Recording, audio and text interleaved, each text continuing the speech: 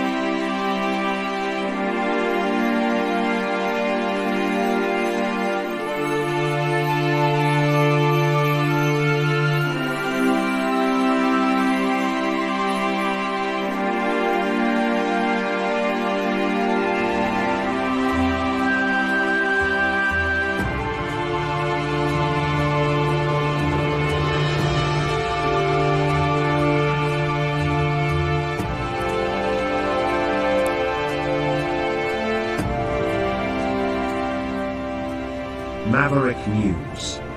The world is watching.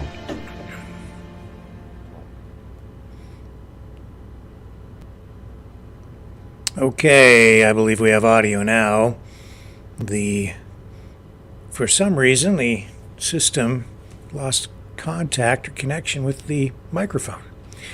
It appears to be corrected. I think I fixed it. Great to have everybody here. Welcome back to the Maverick News Channel tonight. Lots to dig into. Protests over Gaza all over the world. Everything is escalating.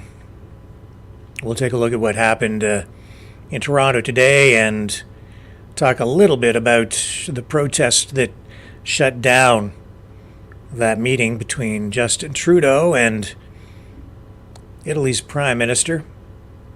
Also tonight, Donald Trump could get a decision on whether he'll be prevented from being on the ballot in the upcoming presidential election in a Supreme Court ruling, as it could come as early as tomorrow. So we'll touch on that tonight as well. Other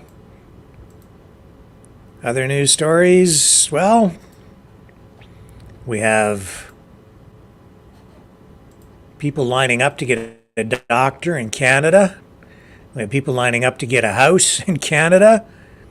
We have Nikki Haley hanging on in her bid to secure the GOP nomination. It seems like a long shot, but who knows? Maybe tomorrow everything will change with what's going on with Donald Trump. So we have all that. Plus tonight, as promised, we will lighten things up a little bit with what I think we're going to call a new feature report. I think we're going to call it Truespiracies,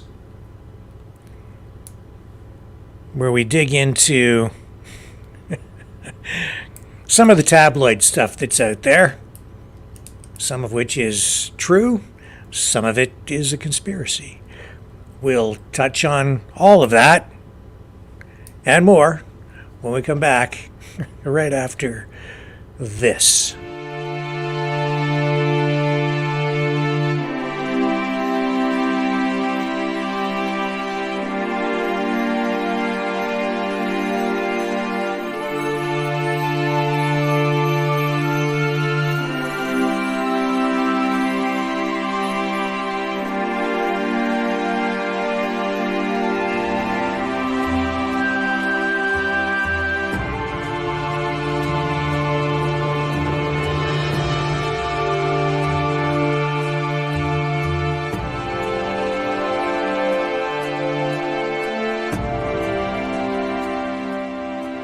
Maverick News. The world is watching.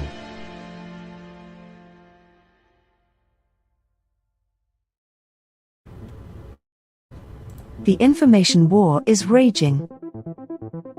Truth without integrity is worth nothing. Maverick News. Because those who have power and those who seek it must be held accountable. The world is watching. Join our family of truth seekers. Donate today and add your voice to the chorus of Maverick Knights. Donate at maverickdonations.com. Truth. Integrity. It's the Maverick way.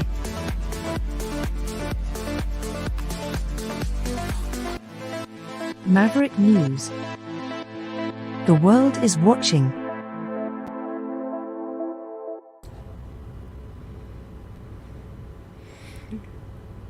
Hamas, Israel, Gaza. Never has there been an issue that I've seen divide people in a more emotional way, in a more effective way, than this one. Tonight, everything is escalating. Protests all over the world. We saw yesterday chaos in Times Square,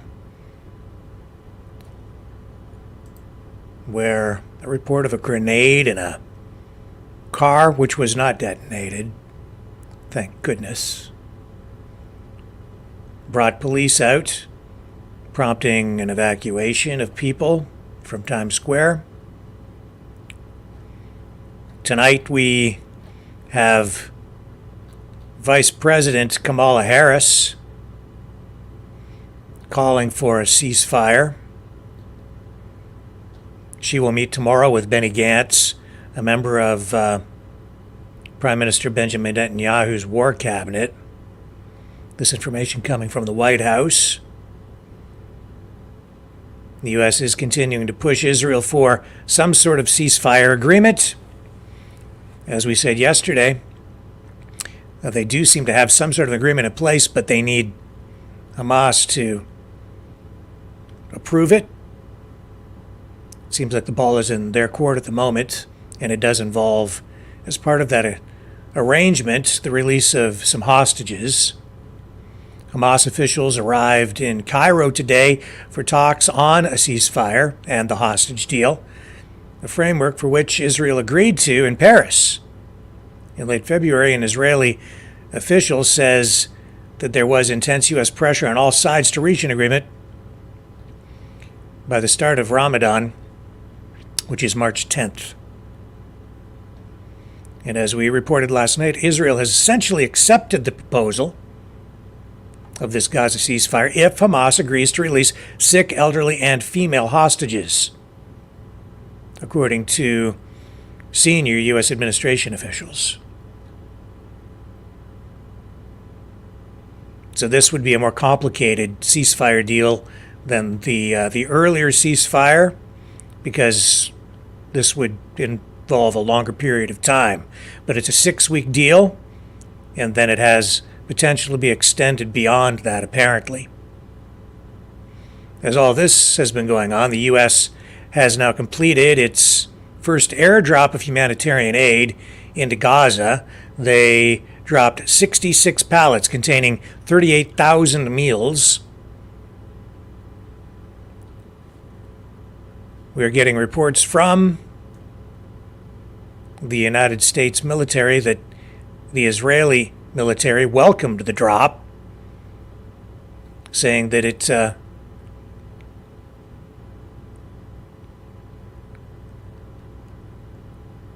is... I'm sorry, I'm just checking my notes here. Some more stuff coming in. Okay, so we're going to show you some additional footage here of some protests up in Toronto, but that'll come along in just a moment. So yeah, 38,000 meals airdropped into Gaza, but as a result of these airdrops, we're getting accusations back and forth about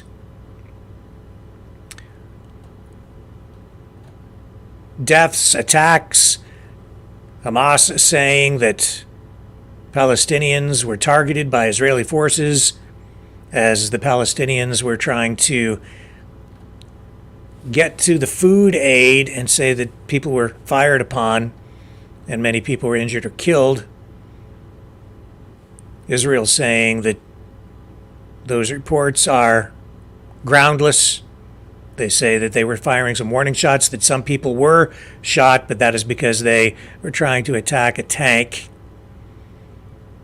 What the truth is anymore, folks, very difficult to know, because we are in a state of war and we are getting extremely conflicted reports from both sides.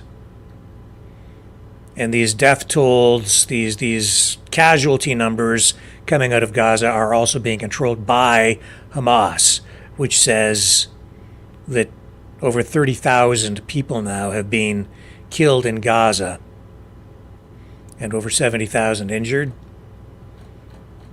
But again, these are numbers coming from Hamas, so I don't know how accurate they are, but they're the only numbers being presented to the public, along with a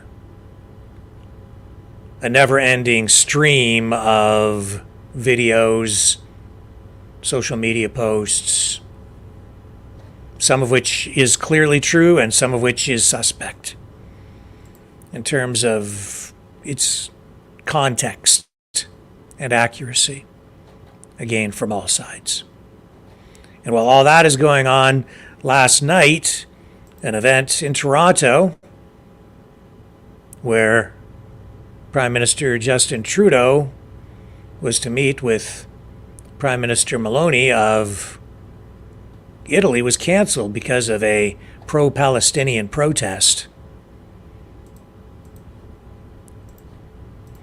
And as you can see here, CBC in this report posting some images, so even mainstream media picking up on this, and I would say the CBC is more pro-Palestinian than probably any other media outlet in Canada. That would be my take on it. But here they are highlighting this. It's even a concern for the CBC, saying a Toronto event where Canadian Prime Minister Justin Trudeau was scheduled to host his Italian counterpart was cancelled Saturday evening due to security concerns as hundreds of pro-Palestinian protesters gathered outside the venue. So the PM, both of them, were unable to get into the building. It was at the Art Gallery of Ontario. It went into lockdown because of the protests. Police say there were about anywhere between 200 and 300 protesters outside. Police under heavy criticism today because this was allowed to happen. Blocking access, preventing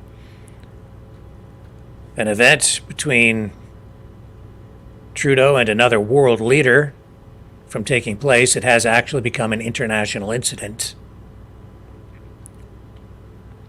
Canada does still list Hamas as a terrorist group and has repeatedly said that Israel has the right to defend itself, but Ottawa has also been calling for a ceasefire in the conflict.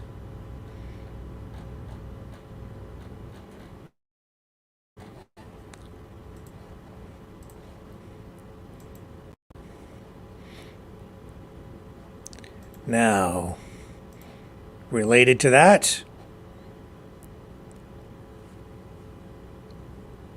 we had today, and this was just sent in, an anti-Israel protest outside a synagogue in Toronto, with critics of this demonstration saying it was meant to harass those who went to the synagogue to attend an anti-Jewish protest. I can show you here.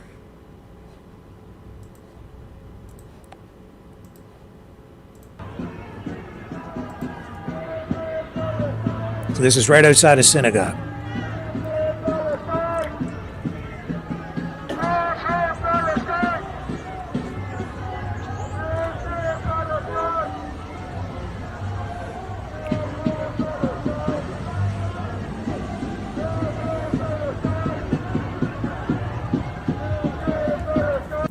all of these protests seem to be getting larger. We have these things happening, not even just on weekends, but almost on a daily basis. I would say on a daily basis at this point. And this was in Thornhill, Ontario.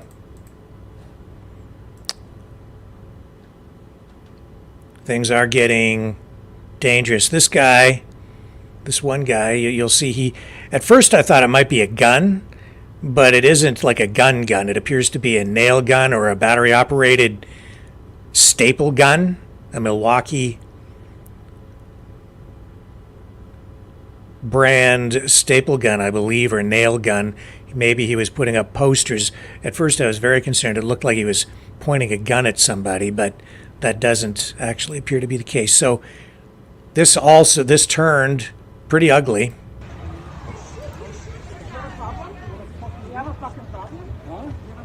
How dare you? Why are you doing that? You just shot that at me, and you shot it at another guy. Who the hell are you? Don't do that, guys. Call the cops. Call the cops.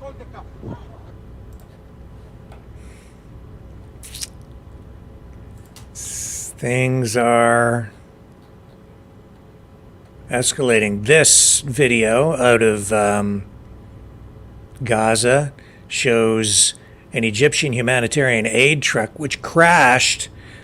The report says, and I'm just conveying the report, that the driver of the truck was killed and then the truck was looted as people ran over and just started grabbing stuff from the rig. I don't know all of the details on this. And again, this appears to be very authentic, but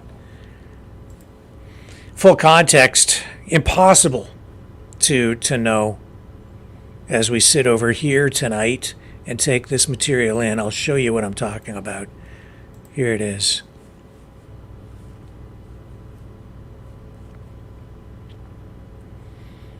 Why the truck crashed, I'm not sure.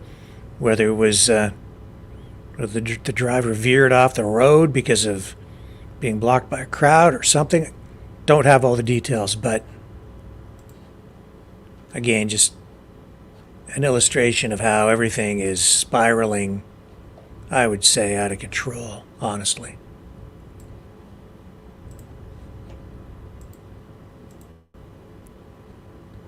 So police will be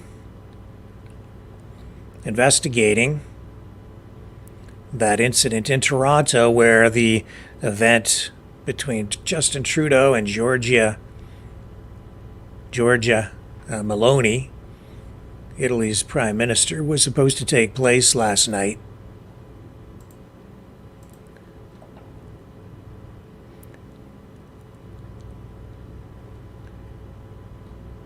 So they'll see if there was anything illegal done, but very little. In fact, I don't think police even had much of a presence, if any, there, as they forced the building to go into lockdown. Liberal MP Marco Mendicino called on police to enforce the law following Saturday's protest. He says the demonstrators are anti-Semitic. He went on and said that the location was not secure and that their objective, they don't want their fellow Canadians to feel safe. He said in a series of posts today on X, he says, you break the law, you should be arrested, charged, and prosecuted. These thugs think they scored a win last night, but all they did was lose public support and embarrass themselves. Time for the madness to stop. Yet I would say that it is the Liberal government's policies, honestly, that have taken us to this point. And as the government ramps up new legislation on censorship and hate speech laws, it makes you wonder, because they're not even enforcing the laws that they have on the books. Or at least they're not enforcing them in an even-handed way.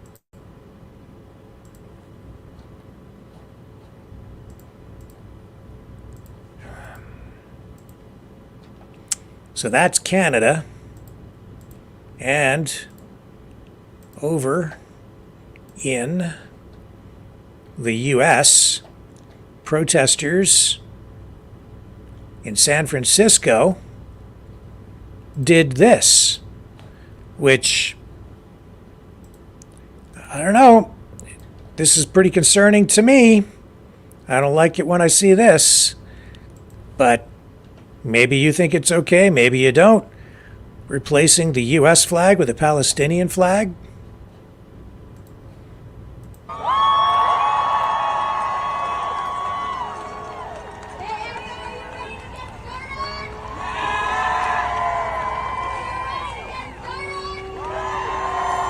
They tore down the U.S. flag and replaced it with a Palestinian flag.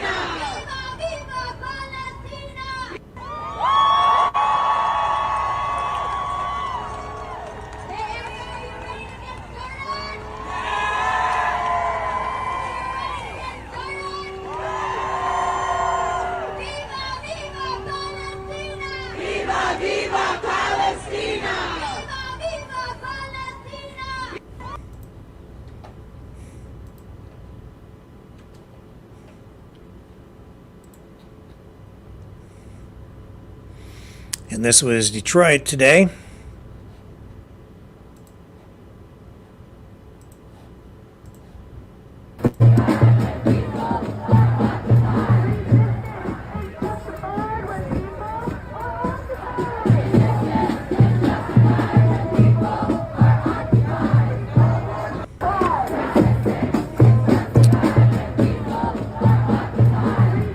Resistance is justified when people are occupied.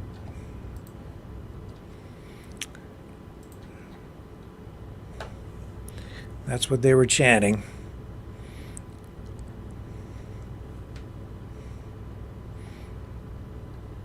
And this was Glasgow.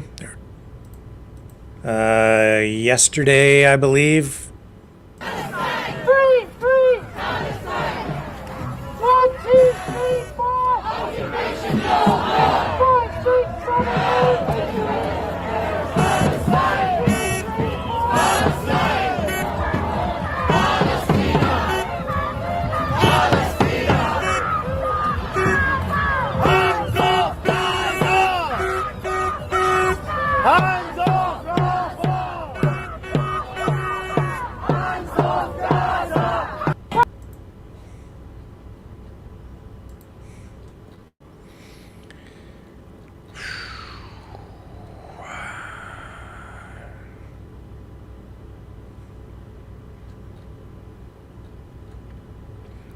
I called the, tonight's thumbnail for some of the channels is Gaza Mania.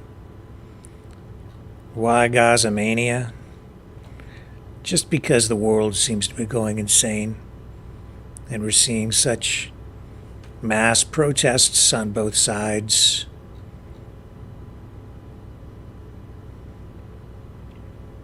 This is Toronto again. Just a little earlier today.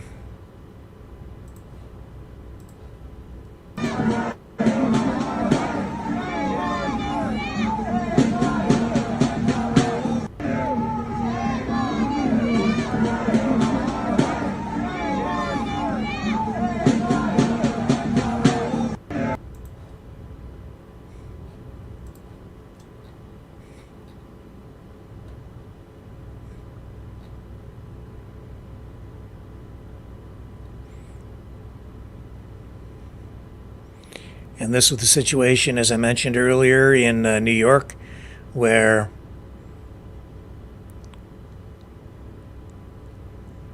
police were responding to that bomb threat.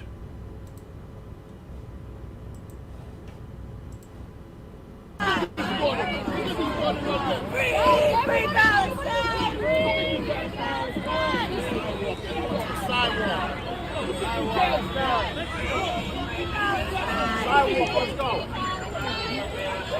Just back up on the sidewalk. Back up on the sidewalk. Back up on the sidewalk, please, all right? Back up on the sidewalk, all I'm right? allowed to observe what's happening. If y'all talk to your own legal department, they know that we are allowed to be places that protesters are not. So if y'all All right. So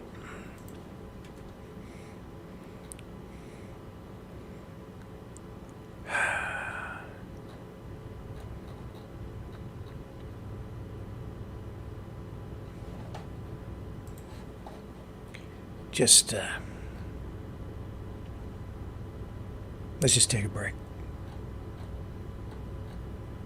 Be right back.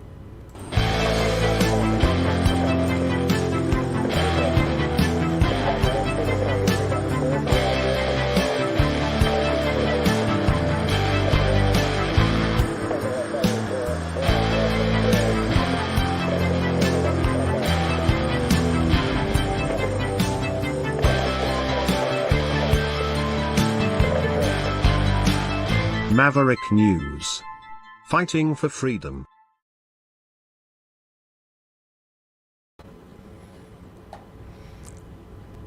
So yeah, there was also an incident in Toronto today where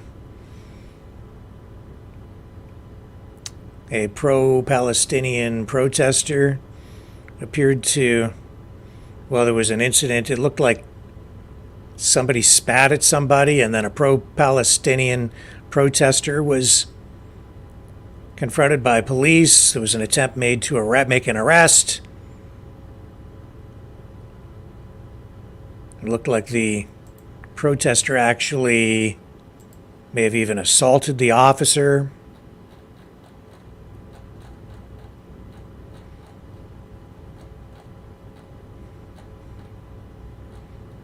It's just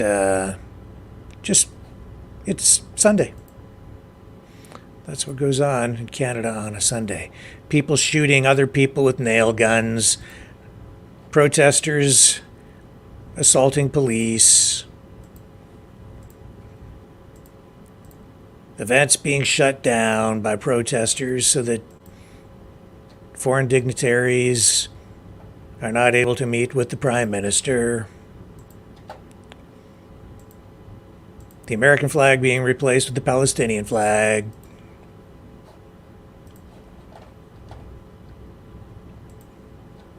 You know, it's Sunday. The day after Saturday, where we saw a New York Police Department car which was responding to a call about a grenade in an Uber that was prevented from getting where it needed to go by a swarm of protesters in Times Square. But a dozen people taken into custody there. That was Saturday. Happened like 4 p.m. This was near 42nd Street and 7th Avenue. Police were there in riot gear. Yeah.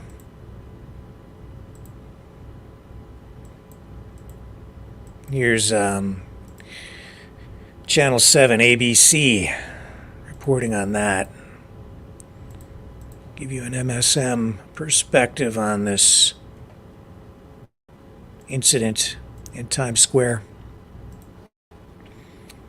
Here we go. Good evening, everyone. I'm Joe Torres. We begin in Manhattan, where thousands marched today through the streets and called for a ceasefire in Israel. Demonstrators blocked traffic all the way from 34th Street to Bryant Park. Police made arrests after some of those demonstrators blocked officers responding to a bomb threat that turned out to be fake. Here's Eyewitness News reporter Anthony Carlo.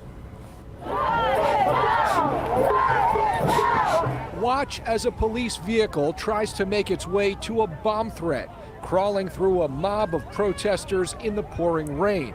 Then, more than just the weather got ugly. Police in riot gear try to move them out of the way.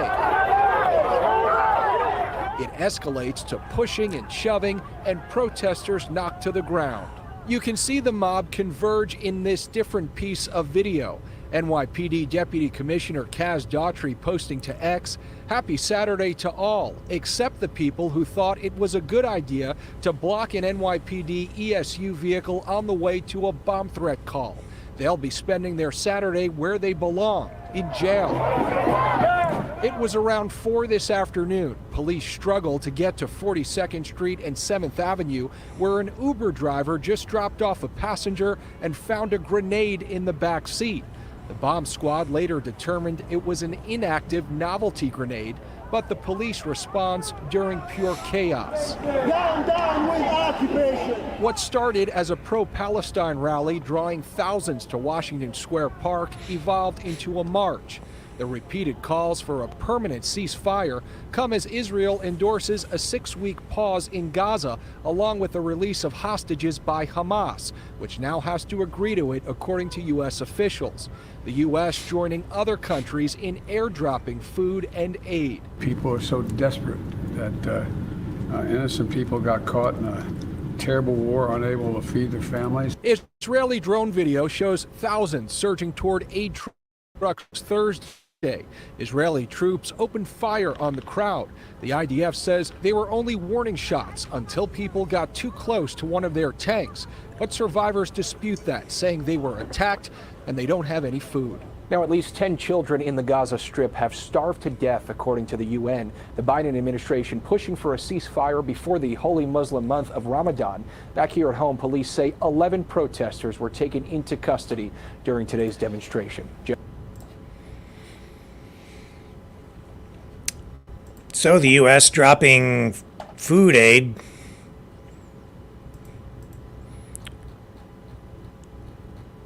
But things are just have deteriorated to such a point that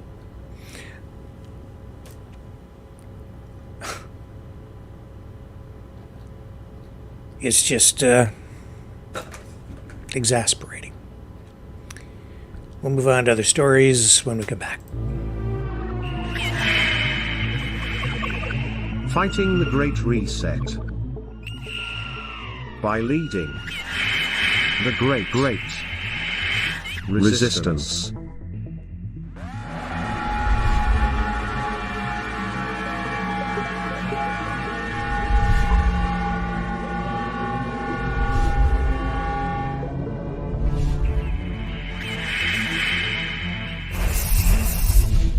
Maverick News. The antivirus programs for your mind.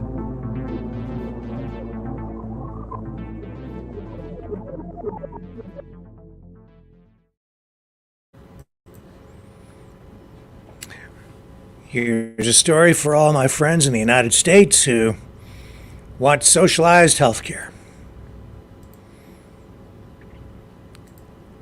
This is out of Kingston, Ontario tonight. Let me just find this. People lining up to get a family doctor. Did I lose it? No, here it is. Here we go. Hundreds of people lining up, hoping to be one of the lucky ones to get a family doctor. Hundreds line up outside Kingston Clinic in desperate bid for family doctor. Oh, the Canadian healthcare system, we need a system just like Canada. And every time I talk about this, I get attacked. People say that I'm lying. I see people from the U.S. just telling me I'm full of crap. All right, think what you want. Don't believe your lying eyes. These pictures are all fake. It's just a big lie. Yeah, they're lined up for groceries, okay? No, they're there because they desperately need a family doctor and they can't get one. Right here, hundreds of people desperate to find a family physician lined up overnight outside a Kingston, Ontario medical clinic this week in what many are calling a clear sign of the serious doctor shortage in the region. No kidding. On February 22nd, the CDK Family Medicine and Walk-In Clinic announced 4 physicians would start taking on as many as 4,000 new patients at the clinic. Some 30,000 residents are currently without a family doctor in Kingston. 30,000 in that one community. Kingston ain't that big. During rostering days held last week, prospective patients were asked to line up outside the clinic to be seen on a first-come, first-served basis. On Wednesday, the line was cut off after the first 100 people.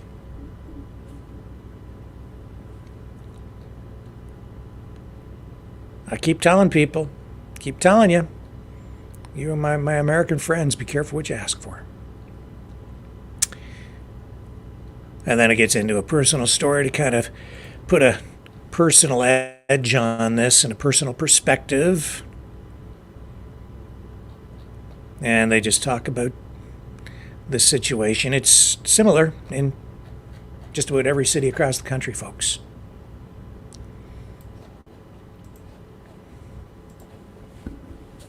Lineups to try and get a family doctor. That's just to have access to a family doctor.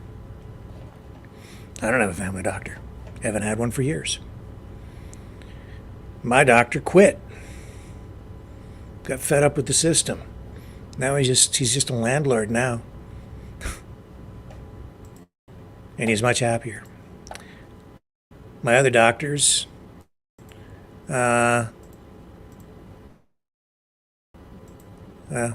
one retired. I got another one. She moved on. Healthcare in Canada, it's hanging by a thread. Yeah, all right. I'm afraid to look in the chat. I'm going to get attacked because I've attacked the sacred healthcare cow again.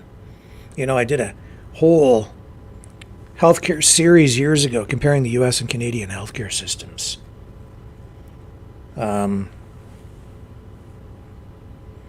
I did another series about healthcare as well. I videotaped my own operation when I went down to the States.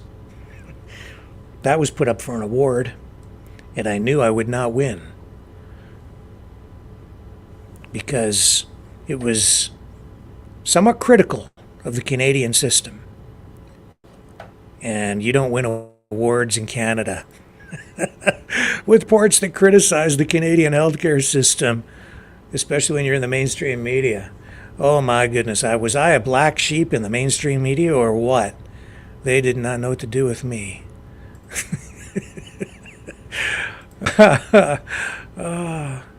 Yeah, no, I didn't win.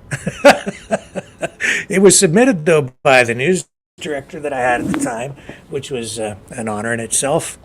So I'll take that. But yeah, you don't do that kind of thing in Canada. I do it here, though, because nobody's got a leash on me here. Wow. What else do we have for you tonight before we get into Truespiracies?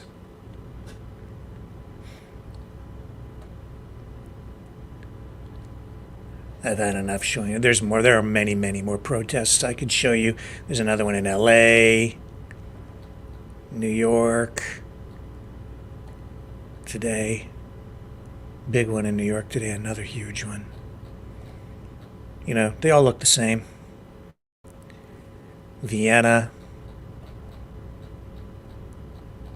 Where else?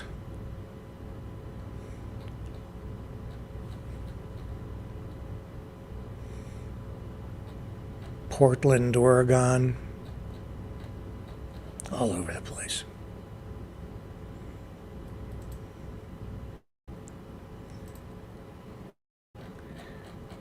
All right. That's kind of where Nikki Haley says she's no longer bound by the Republican Party pledge to endorse Donald Trump if he wins. She was on Meet the Press today. It is Sunday, where she told moderator Kristen Welker, quote, "So you're no longer bound by that pledge?" And then Haley responded that she was not obligated to endorse President Trump if he becomes the Republican nominee. She says, quote, "No, I think I'll make what decision I want to make, but that's not something I'm thinking about," she said, noting that if you talk about an endorsement, you're talking about a loss. I don't think like that. Then she added, when you're in a race, you don't think about losing, you think about continuing to go forward.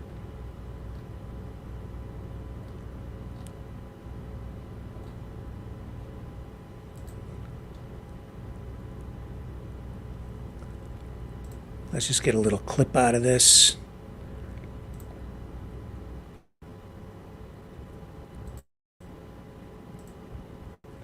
And Super Tuesday coming up here. All right, let's bring this up. Just play a little clip from this NBC exchange. And Super Tuesday coming right up. So after this, if Trump succeeds the way we expect him to, that could be the final nail in Nikki Haley's political coffin. But we'll see. We will see. Check this out. Think you have a shot at the nomination, or is it slipping away, Ambassador? No, I think we push hard. I think we fight. You're going to have 16 states and territories that are voting on Tuesday. And so a lot of people's voices are going to be heard. And that's what this has all been about. You've only had 3 or 4 states that have voted up until now. We're a big country, and we want everybody to feel like they had the opportunity to vote for someone and not just against someone. And I think that's the biggest thing we hear is people are so desperate for normal. And that's what we want to give them is normal.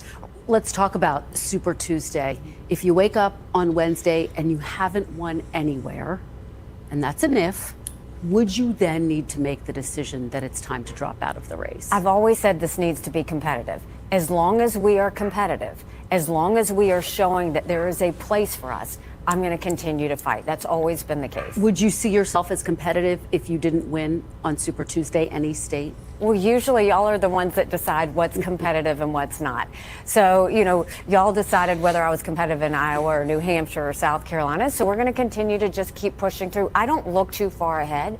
I look at what do the American people want. If 70% of Americans say they don't want Donald Trump or Joe Biden, that's not a small number. If 30 to 40% of all these early states have said they want to vote for the direction of where we want to take the country, that's not a small number. And so that's why we continue to push forward. But would it be tough for you to make the argument to stay in this race if you don't win anywhere on Super Tuesday? Well, first, let's see what happens on Super Tuesday. I don't like to look at what ifs or hypotheticals. I think we always have to live in the moment. They didn't think we'd make it to Iowa, and we came 1% from second. They said we were going to be 30 points down in New Hampshire. We got 43%. They didn't think that it would be between me and Trump in the end, and it is. So I think we just keep going and looking and saying, what else can we do? How many more people can we touch? And what message can we continue to give? Based on what you're saying, Ambassador, are you prepared to stay in this through the convention? Is that your plan? If the people want to see me go forward, they'll show it. They'll show it in their votes. They'll show it in their donations. They'll show it in the fact that they want us to continue to go forward. This is about really trying to get everyone to realize that this primary isn't between Donald Trump and Nikki Haley. Yes, on the ballot, that's what you see. This primary is, what is the direction of the Republican Party? Are we going to go where you had Donald Trump, he grew government, he didn't reduce the size of government, he put us $8 trillion in debt in just 4 years, more than any other president, and you're seeing a Republican Party follow him into that wasteful spending, not talking about fiscal discipline. This is about Donald Trump, who believes that you should be more of an isolationist, that America doesn't need friends. That's his focus. My focus is we need to start respecting taxpayer dollars. We need to reduce the size of government. We need to put those resources more in the hands of the people. We need to start focusing on getting our kids reading again. We need to secure our borders and be a country of law and order. And we believe in peace through strength, which means our focus is to prevent war. That's two very different Republican parties. You're laying this out in very stark terms. It's Okay. I think the writing's on the wall. I'm not sure what she's doing, why she's still hanging around. The only thing I can think of is maybe someone is telling her, just hang in there. Trump will be disqualified somehow, and you'll be the last candidate standing. It will be yours. It's the only thing I can think of. And then tomorrow, we could have that Supreme Court ruling. on whether Trump will be allowed on the ballot or not. Maybe that's the silver bullet she's looking for to kill the Trump run. I don't know, but I don't see that happening. Personally, I think he's just an unstoppable force at this point. He's going to get that nomination. I think that it will be a repeat of the Biden versus Trump contest. And in the end, my prediction, I think Trump's going to win. Either way, though, you have a country that's deeply divided. I think you're going to see a country on fire between now and Election Day, between now and next November, especially over the summer. This is going to be the most volatile and probably the most consequential presidential election in American history. When we come back, Truespiracies, the premiere episode. Be right back.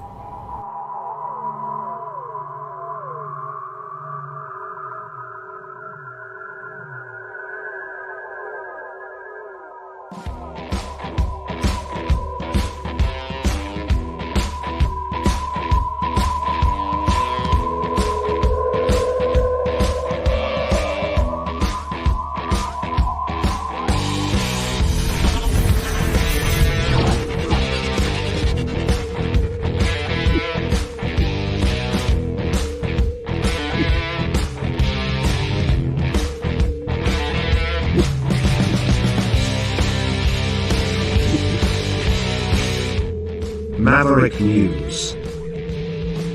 The world is watching.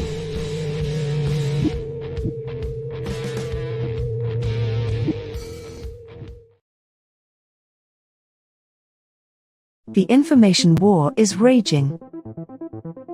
Truth without integrity is worth nothing. Maverick News. Because those who have power and those who seek it must be held accountable. The world is watching. Join our family of truth seekers. Donate today and add your voice to the chorus of Maverick Knights. Donate at maverickdonations.com. Truth. Integrity. It's the Maverick way.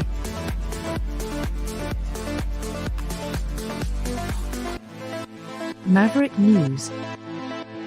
The world is watching.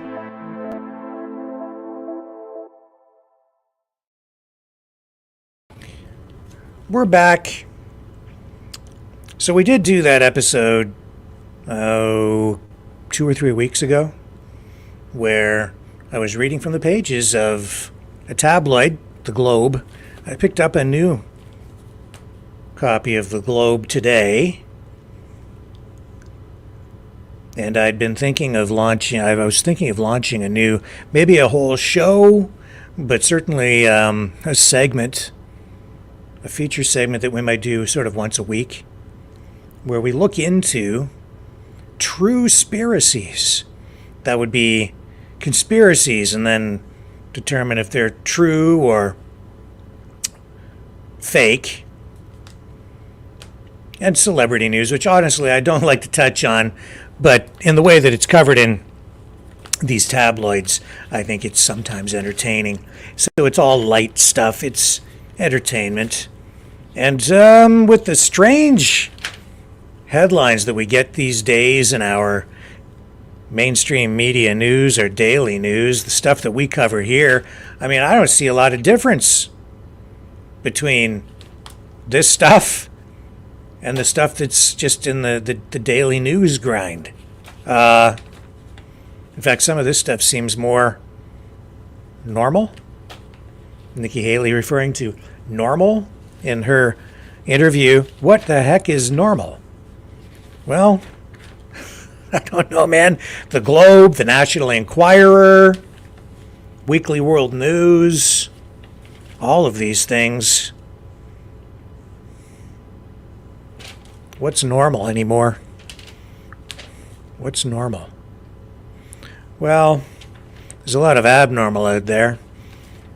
You know, here's a story we're going to get into about King Charles and his health.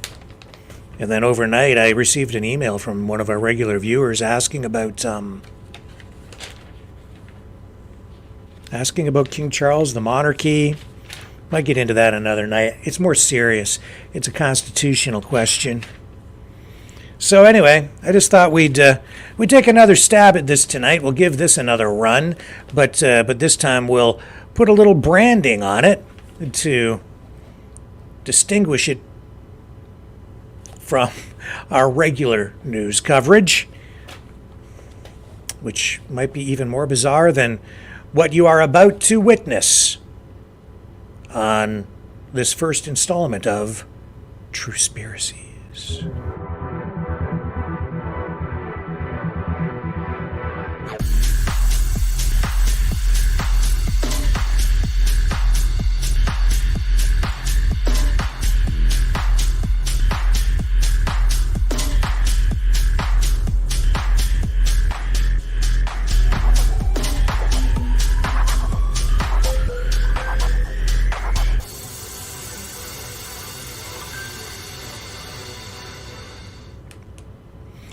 Welcome to Truespiracies on this Sunday evening, where we're going to review, first of all, headlines from The Globe. This is news you can really trust. Oh yes, King Charles bets life on quack cancer cures. Proof Trump dodged the draft. Why he hates military heroes. This is the one that I'm really looking forward to. Jen Aniston, nip tuck nightmare. She's unrecognizable. Her whole face has been rearranged. Leah Remini's Scientology stalker hell. I love the headlines. I love the writing. It's so sensational. This is news that's so true. It's unbelievable. Starting in this edition of The Globe, they have the week's best celebrity picks. I used to pick these things up every once in a while when I used to go to the barber, and I would read them in the barber shop, the hairstylist, whatever.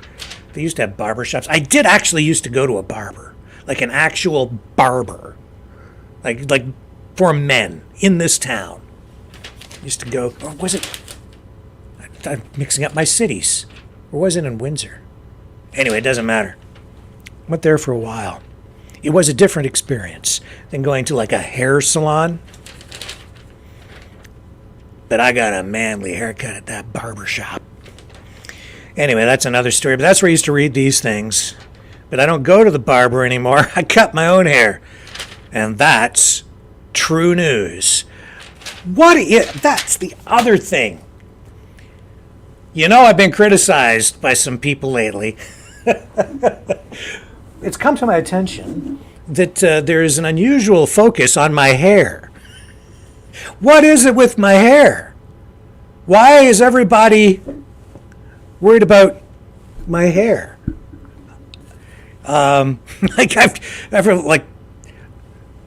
People criticize my hair is just too darn perfect. I cut my own hair. It's true. I don't even know what a haircut costs anymore because I do it myself. I've been doing it myself for a long time. It's just I got tired of going to the barber, hairstylist, and just having them use the clippers on me when I can just do it at home. So I save the money and I save the time. Now, if you want me, hey, I could open my own barber shop. So if ladies, if you want a really manly cut, I'm your guy. I can cut your hair. You'll look just like me. Oh! All right, let's get into these awesome celeb picks. Sigourney Weaver says here, alien actress. Now, does that mean that Sigourney Weaver is an alien? Oh, no, she was in the movie of the same name. Although, with the way she's aged, you might think otherwise. You might think that she's could be mistaken for an alien. Look at, is that an alien she's hugging there? What is that? That's a bust of a something because she was at the Goya Awards. Oh, she's so happy she got a Goya. She had a close encounter with her Lifetime Achievement Prize at the Goya Awards. That's a close encounter of the Goya kind. They're mixing up their movies, by the way. You know, that Alien was not Close Encounters of the Third Kind. I think they've got some young kids writing these captions. Alive and kicking, MMA legend Chuck Liddell? I don't know who that is. I don't watch too much UFC. Left the UFC's octagon behind, but he's still kicking up a fuss. There he is, right there, kicking up a fuss. And then Terry Hatcher. Oh, she was a great Lois Lane. I really liked her in Lois and Clark. Preening Terry Hatcher dolls up with fluffy feathers, but the desperate housewife is still an old bird.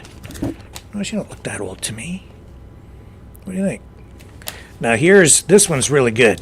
These it gets better. All right. Growl play. Boogie Nights beauty Julianne Moore shows her ugly side as she scowls on the streets of Spain. I'm going to hide this one because this one's a highlight. But there she is, Julianne Moore. Right. Ooh. Do you remember the Boogie Nights movie? That had Burt Reynolds in it. Clearly, they are directing this at old people like me, because I remember all these films, which they're pretty old now, these films. This is the best one. This is the best one to find. Now, they've got Elton John here on the bottom. Sad songs, Rocket Man, Elton John isn't ready for blast-off as he leans on a walking stick and hubby David Furnish. Whatever. If he wants to go in and be a rocket man, why didn't, what's his face there, Jeff Bezos, take Elton John up in his flying dildo? Why was it only William Shatner? See, they should have done Elton John and William Shatner in the flying phallus. Bugging out. Now, this is the best one. This is Billy Joel. Rocker Billy Joel is a startling sight with his protruding peepers. What is that? There's Elton John, Rocket Man, and there's Billy Joel with his protruding peepers. What would cause that? Someone must have been squeezing him someplace. I don't know. Sly Dog George scores with cuddly gift. George Clooney. Mark's wife's 46th birthday with a puppy. Hunky George Clooney has some big competition on the home front, as the Silver Fox's wife, Amal, is seriously smitten with the new St. Bernard puppy she got for her 46th birthday. Yeah, you wait until that dog grows up and jumps on you in bed and crushes you like my dog did this morning. And he's a fraction of the size of what this thing's going to be. There's George Clooney with their new cuddly St. Bernard. Lenny and Lisa explore second marriage. Oh, Lenny Kravitz.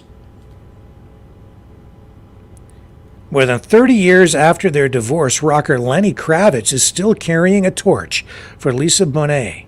According to insiders who shall remain nameless,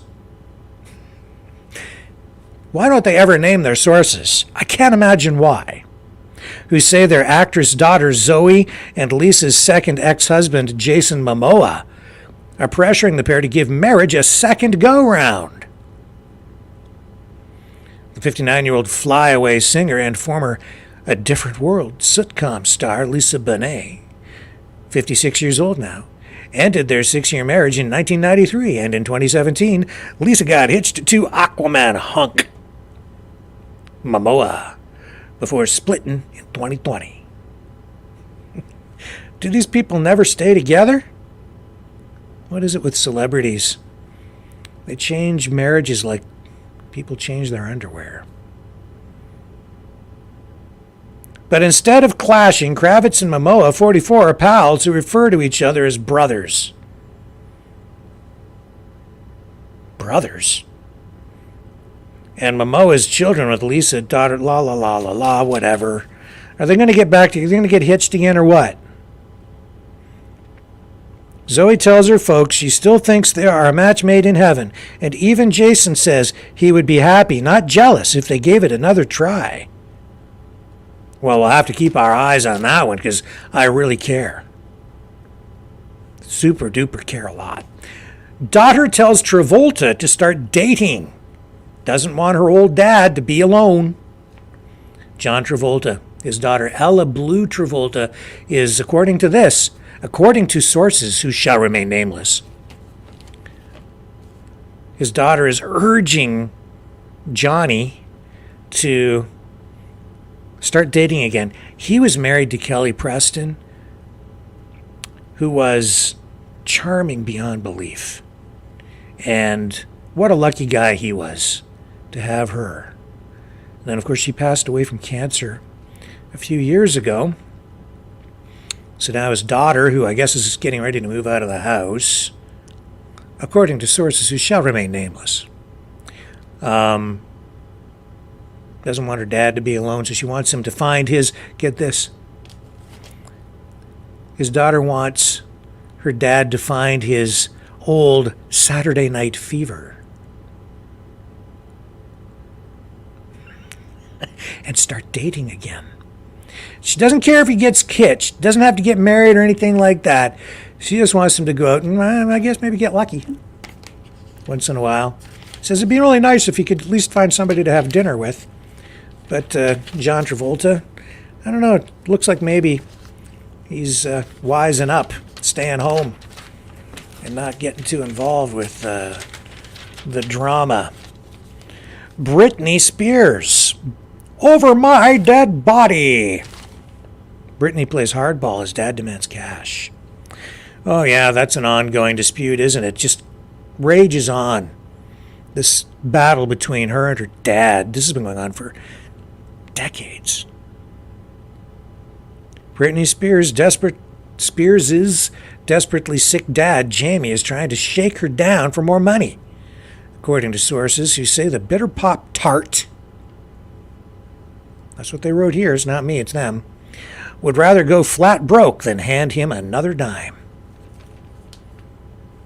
Jamie, 71, who had his leg amputated in November after an infection, filed court documents accusing his daughter of using tactics that would delay their trial set for June. Anyway, the whole story's in the Globe. She's like, I don't care if you had your leg chopped off, Dad. I don't care. I'm not giving you any more money. I don't know how much money he got from her or whatever in previous settlements, but he had that trust fund or whatever set up when she was younger. And do you remember, oh my God, do you remember what it was that made Britney Spears really, really famous? What really kind of got her going? It was the oops, I did it again thing, right? I remember years ago when she was still young, could only have been maybe 16. Still comes up in the search. Let's take a look. And that's when record stores were still around, and the big posters of her. And at the time I was thinking, even back then it was like, I just thought it was way too risque for someone of her age. Everything I'm seeing here now is like her performing Oops, I Did It Again as, the more mature, older Britney Spears. But she was really, really young when that song came out. See if I can find the old poster of her that they would have up. There it is right there. There. Baby One More Time.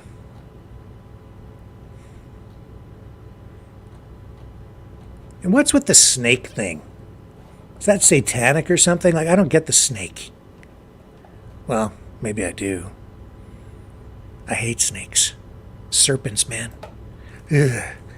Hate them. I just hate them. When I was younger, I wasn't so squeamish around them or whatever. I wasn't afraid of them at all, but now they give me the heebie-jeebies in my adulthood.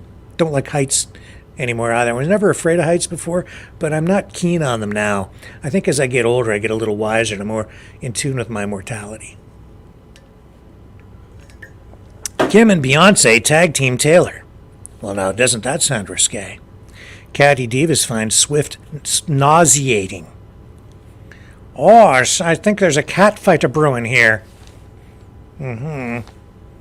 Vindictive vixens Kim Kardashian and Beyonce are ganging up on Taylor Swift to bring the soaring bad blood songbird down to earth. Insiders squeal, who shall remain nameless. Once catty rivals bubble-bottomed Kim and the hip-hop honey, who writes this, have now joined forces with a common focus of taking Taylor down a notch, dishes a tipster who shall remain nameless. They're both sick to death of how overexposed she is and how she orchestrates every detail of her public life and then plays it off like it's out of her control. They both find it nauseating, the tipster said, who shall remain nameless. So they fight, they get headlines, they get lots of free publicity. Draft Dodger Trump, jealous of hero vets. I don't think the Globe likes Trump. They don't like him. I'm going to have to get the National Enquirer for the next episode because you have to balance it off. The Enquirer has always been sort of pro-Trump, I think. Haven't read the Enquirer in a long time. Probably not since I was at the barber shop. Shrinks insist attacks on military are fueled by the knowledge he lacked nerve to serve. Who writes this? Oh my God, candidate Donald Trump's repeated attacks on American military heroes, like the Army officer, husband of GOP presidential rival Nikki Haley, former POW Senator John McCain, and war-crippled veterans are an attempt to distract from his own shameful cowardice when he chickened out of serving his country by falsely claiming he was unfit for duty because of a minor medical condition, political insiders, who shall remain nameless, and medical experts, who shall remain nameless, claim. Shrinks say... Shrinks. When I was working in the mainstream media, if I ever referred to psychiatrists or psychologists as shrinks, I probably would have been fired on the spot. Shrinks say Trump's childish mocking of combat vets, branding servicemen who died in battle as losers and suckers, that's old, is, and not really in full context, is driven by deep-seated feelings of inadequacy because of the brash former president knows he's yellow! ! Now Globe has uncovered the explosive truth from newly unsealed selective service records. Selective service records. Presidential physical reports and damning testimony revealing the spoiled rich kid dodged the draft 5 times during the Vietnam conflict, and his deferment for bone spurs on his feet was a lie concocted by a bought and paid for podiatrist. Here's some sort of a document that they claim is authentic, with signatures and stuff on it. Looks all pretty darn official. See down there in the bottom? Anyway, you can read all about it in the Globe. Because he's jealous of hero vets. I don't know if he's afraid. Why is he running for president? It seems like everybody's got it out for him. Even Tucker Carlson is saying he expects them to try and kill him. And he's still running, so he can't be too much of a chicken. He's got a big target on him, that's for sure. Jessica and Ashley's Surgical Sister Act. The Simpsons. The Simpsons sisters. Pop-Tart. Jeez. Oh, man. Like, let's not mince the words, right? Like, let's just be, oh, God, Pop-Tart. Oh, you little tart. Pop-Tart Jessica Simpson's been going under the knife for cosmetic surgery, and her kid sister Ashley is in full copycat mode according to Showbiz insiders, who are branding the new Barbie twins, or branding them the new Barbie twins, rather, because they want to look like perfect dolls. The frame-craving sisters are no strangers to plastic surgery, with 43-year-old Jessica revealing in her new memoir, Open Book, she got 2 tummy tucks. Wow, now that's news you need to know. In 2015, to reboot her bod. After having 2 of her 3 babies. Meanwhile, Ashley, 39 years old, refuses to deny buzz about a 2006 nose job. And now sources say she's on another sly nip-tuck spree. Well, now that's stuff you gotta know, man. You gotta know who's got nipped and who got tucked. Because that's important. Like, I mean, what happened to Jen Aniston's face? Like, what? How cruel can you be? What happened to Jen Aniston's face? It got rearranged. Sitcom queen Jennifer Aniston's gorgeous puss has been savaged by plastic surgery, according to experts and shocked fans who say nip tucks have left the former TV beauty looking like a weird, unrecognizable freak. Oh, they're brutal. These people writing this stuff, they must not like her at all. And doctors tragically insisting it can't be fixed. I'm sorry, Jen. We rearranged your face and we just can't fix it. I'm sorry that your nose is where your left eye used to be.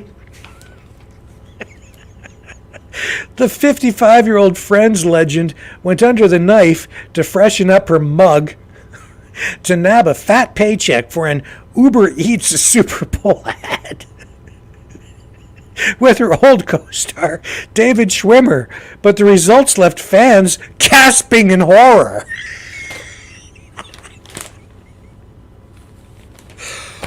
Oh my God!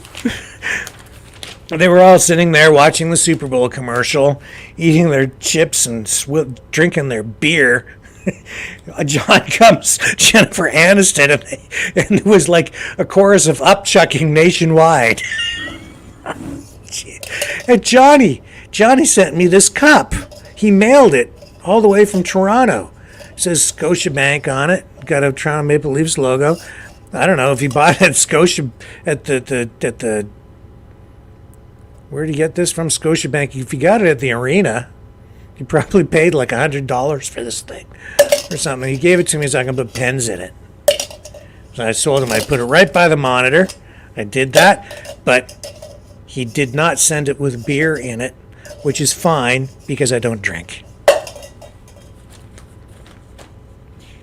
But now I'll have something to drink for the next Super Bowl just in case Jen Aniston's face comes up on the screen. I don't have to be drunk and I can upchuck. Jesus.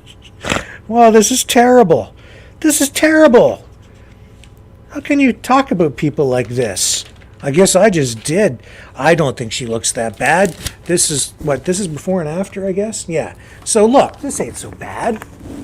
It's not so bad. Like, I don't see her nose on her eyeball or anything. Like, there's the before.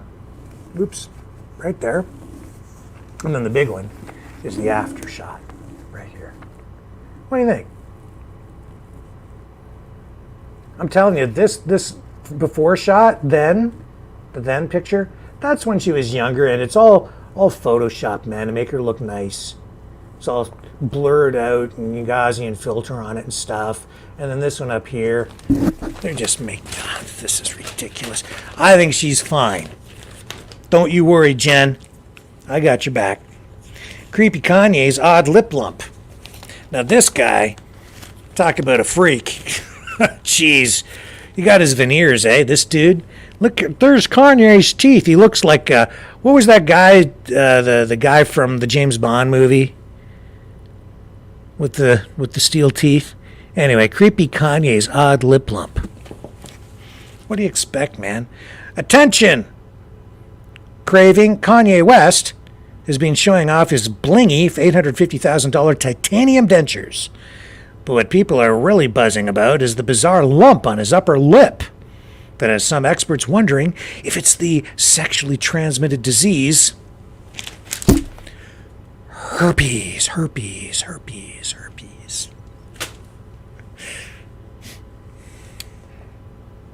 Fans noted the growth as the disgraced 46-year-old rapper has been slammed for his hateful remarks about blacks and Jews.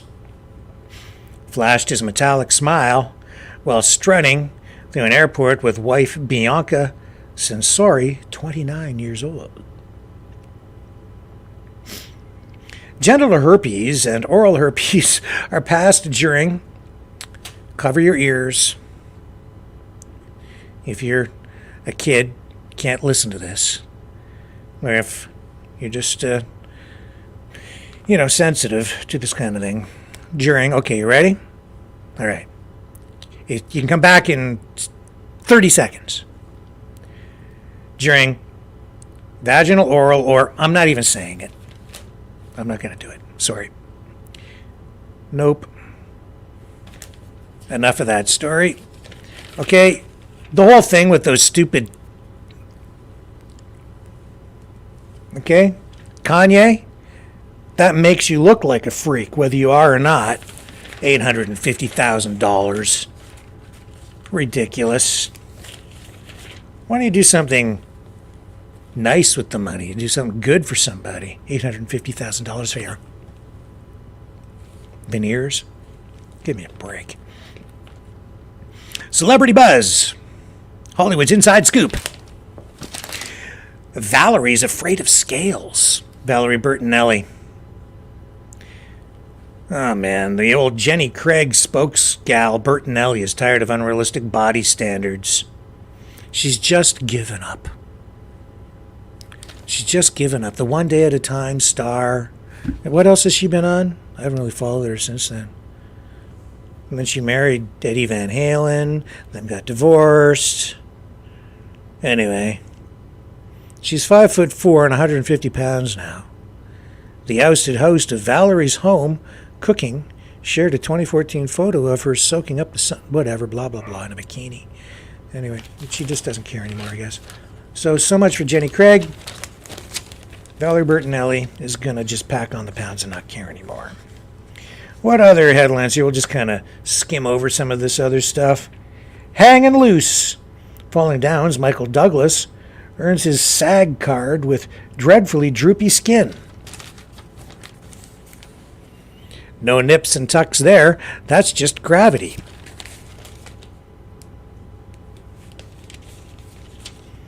Vanderpump Tom's fight to save Barr. Jason Alexander has zero taste. Baldy Jason Alexander, 64, says there was no way the Seinfeld pilot was going to be picked up. So after filming the episode, he flew back to New York City to be in a Broadway show. Jason insists he was surprised when the show, about nothing, got the green light, because all he was really after was a trip to Hollywood. Blah, blah, blah, blah, blah. Whatever. Fashion verdict. Okay. Da, da, da, da, da, da. Georgina Chapman, Heather Dubrow, Parker Posey, Virginia Madsen. This is where they get to just rip or compliment these celebrities with a score. See, if I did this, I would be accused of being sexist. Georgina Chapman, 5 out of 10 for this dress. Right there. Heather Dubrow, Parker Posey, 4 out of 10. This is the worst one, Virginia Madsen. We're not hooked. The sideways waitress serves up a look that fails to flatter her bod. 1 out of 10. Worst dress of the week. Whatever. This is all celebrity stuff. This Globe is not as good as the last one we had. But here's a real story that is hard to believe, but it is actually true news. I can tell you that. This is like terrible crime stuff. Numbskull, I hate the headlines. Numbskull bought stolen body parts. Ghoul traded bones. Oh my God. This is like disturbing beyond belief. So again, if you are like shocked, this is true. A twisted tattoo artist has pleaded guilty to buying, selling, and trading human body parts like at some sicko swap meet, and has even admitted to bagging a stillborn baby in return for 5 human skulls.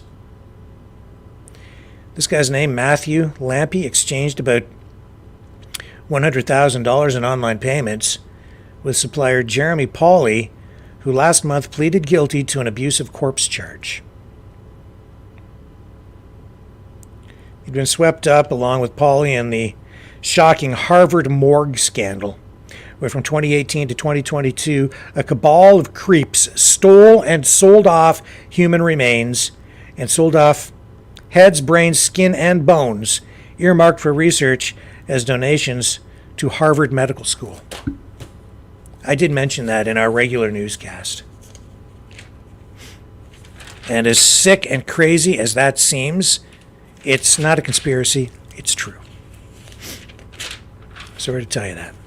Dying King Charles, desperate gamble, betting it all on quack homeopathic cancer cures. Cancer-stricken King Charles is under the care of a royal doctor accused of being a quack. And the manic monarch is desperately fighting for his deadly disease with unproven folk remedies that could do more harm than good, reveal stunned palace sources, who shall remain nameless. So we don't know what kind of treatments he's undergoing. I'll tell you this, he'll have access to a family doctor. Not like all those people lined up in Kingston, Ontario today. And then they rip Huckster Harry. Huckster Harry's mercy flight was a shameless stunt. King's inner circle trashes cynical son. Just more anti-monarchy stuff.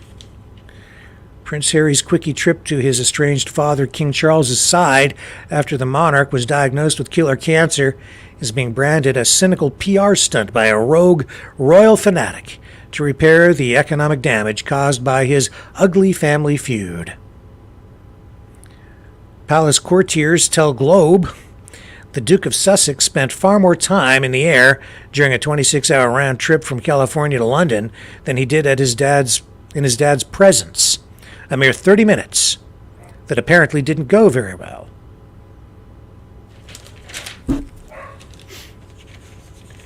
Yeah.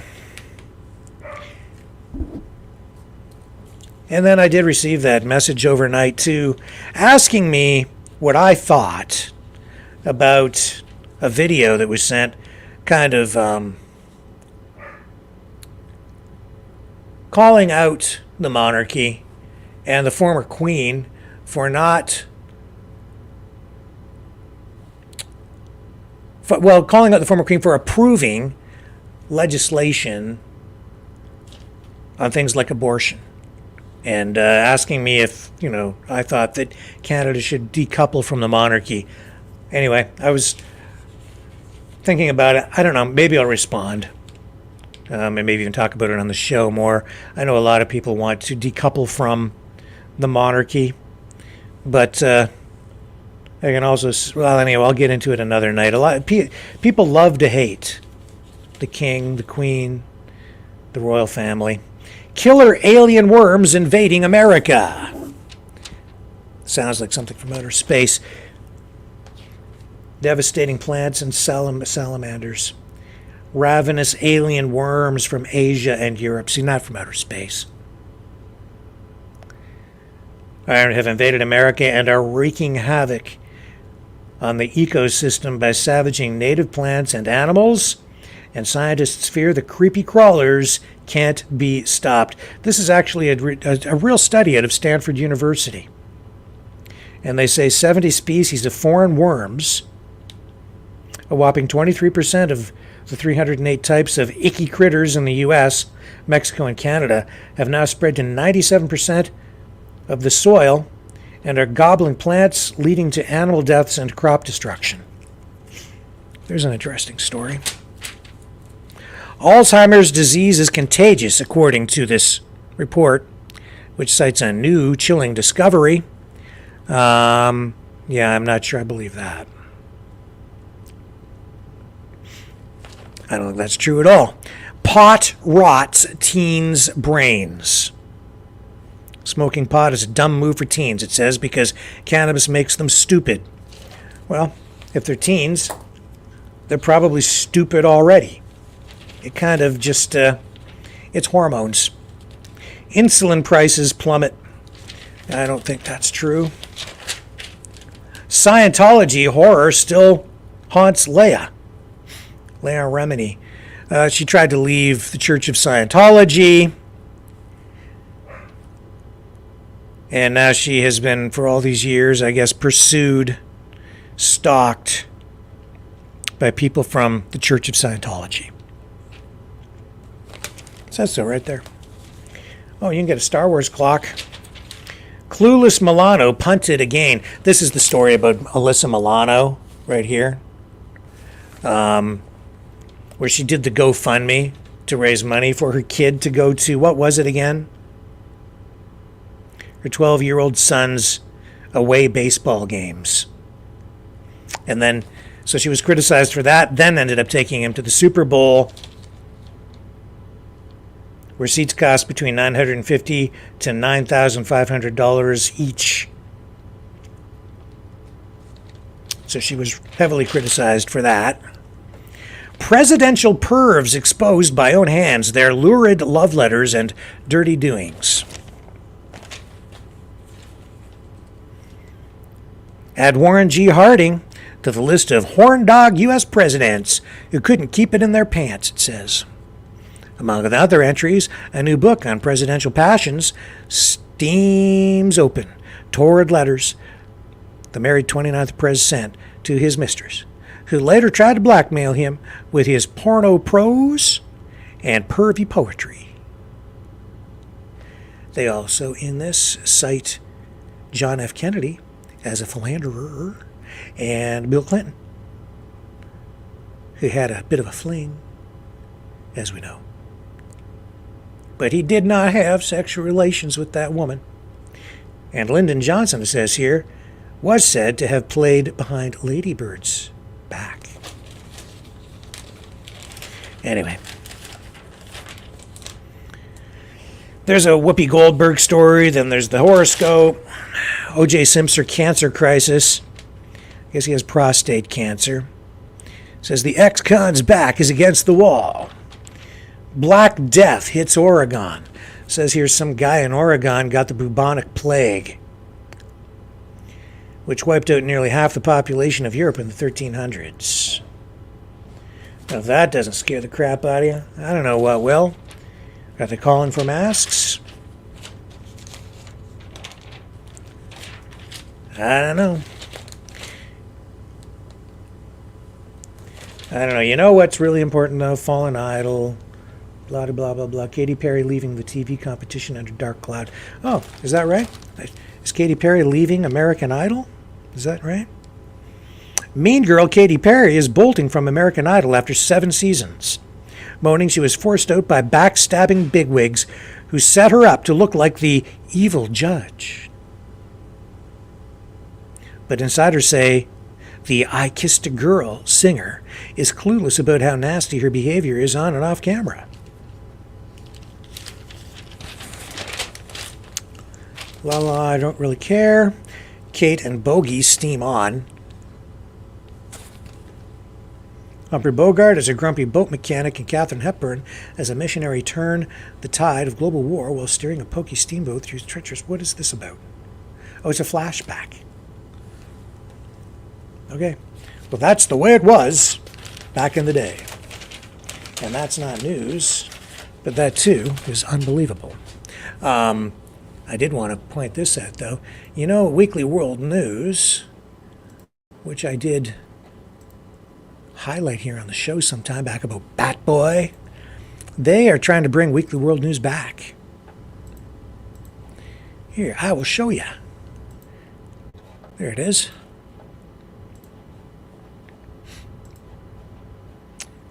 Right here, let's go to the front page.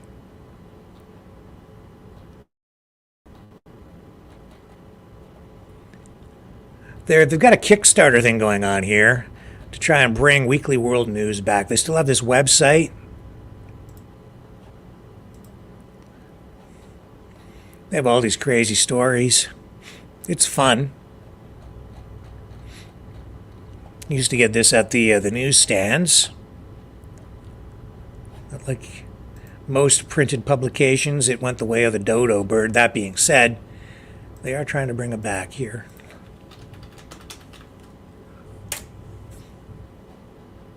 And here's the, I'll bring up the page. They're looking for to raise about 50 grand to make this happen.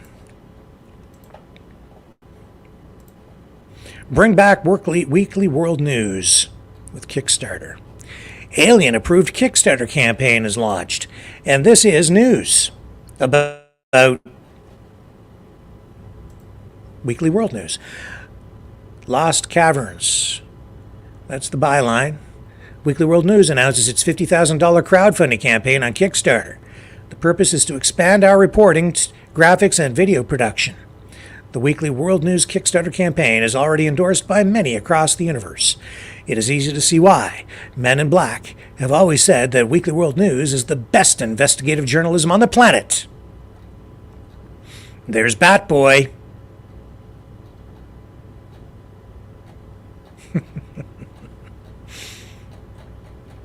It's funny.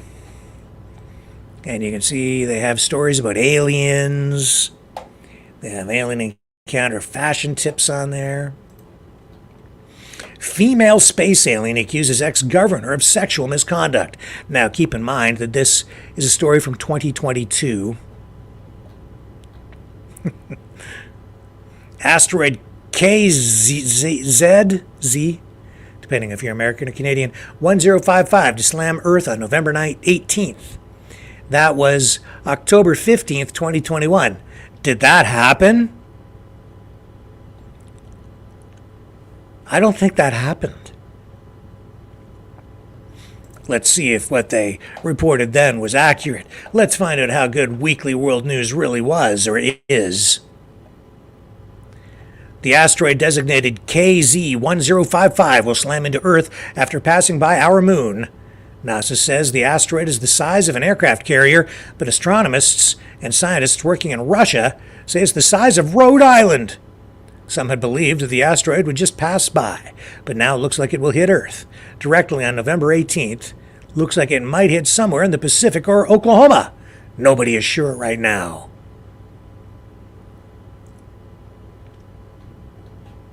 Let's put this in the search and find out what happened.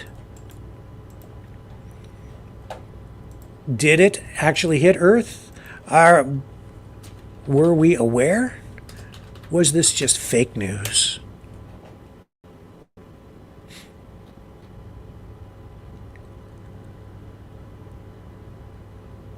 Yeah, let's bring up the search. I'll show you what we wound up with. Here we go. New Scientist. No. Space Reference. 2014 KZ-45 is a very small asteroid whose orbit crosses the orbit of Earth. NASA JPL has classified it as a potentially hazardous asteroid. Any reports of it actually hitting the Earth? Not that I'm seeing.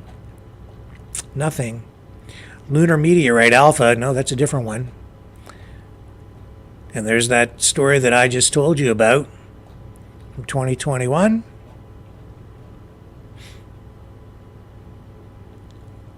Nope. TB-145. Nope, nothing.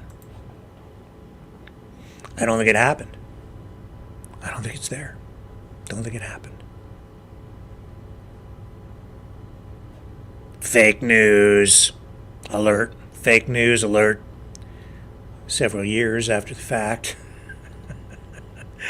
Okay. Let's take a look in here and see what's going on in the chat tonight. Hello, Jilly Bean. Hello, Robert.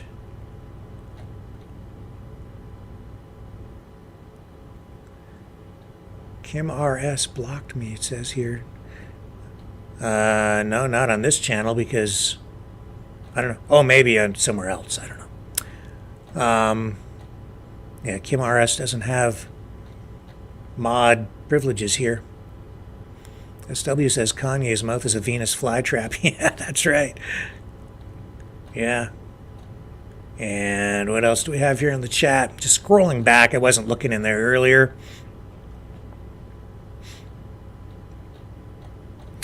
So the larger question, folks, is this the kind of thing you would like to do once in a while? Maybe once a week or once a month, maybe. I don't know how much of this I can take. The celebrity stuff's okay. Probably get some other kinds of crazy Truespiracy news to talk about on the show. Did you guys enjoy it or what?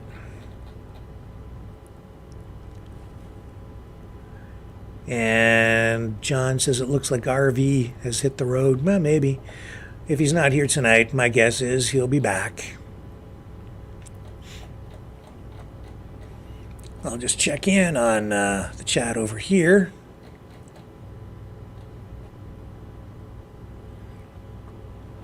Yeah, let's see what's going on in the chat on the Rumble. Hello, everybody.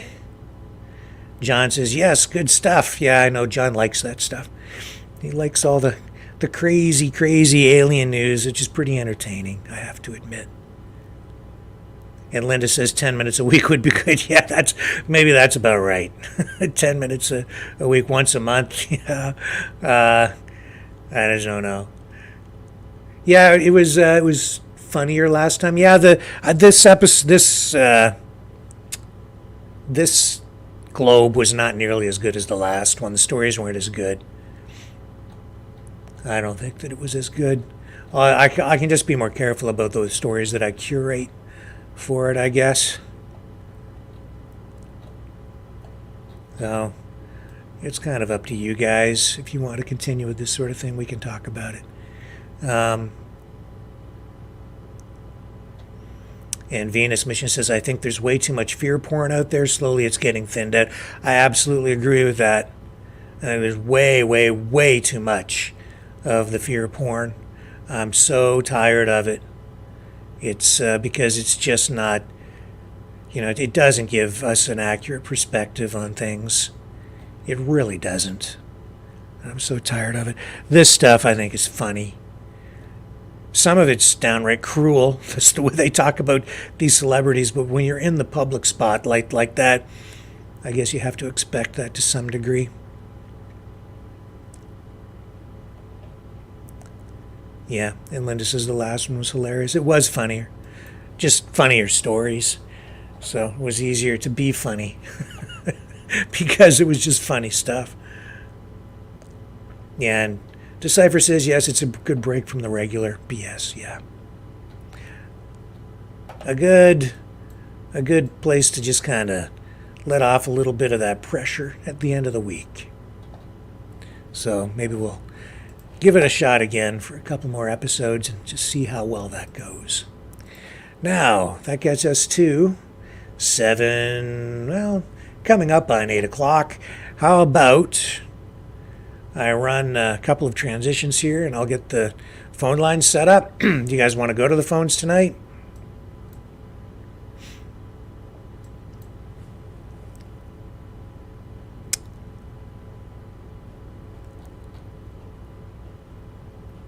Yeah, I don't know.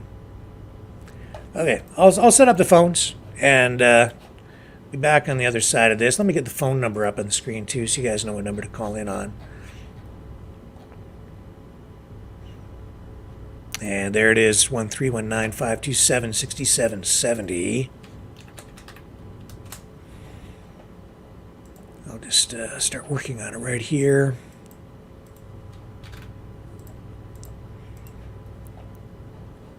And you guys can join the conversation. Just dial up that number as I get this new episode ready to rock and roll here. I will entertain you with this, and that was Truespiracies. More episodes to come.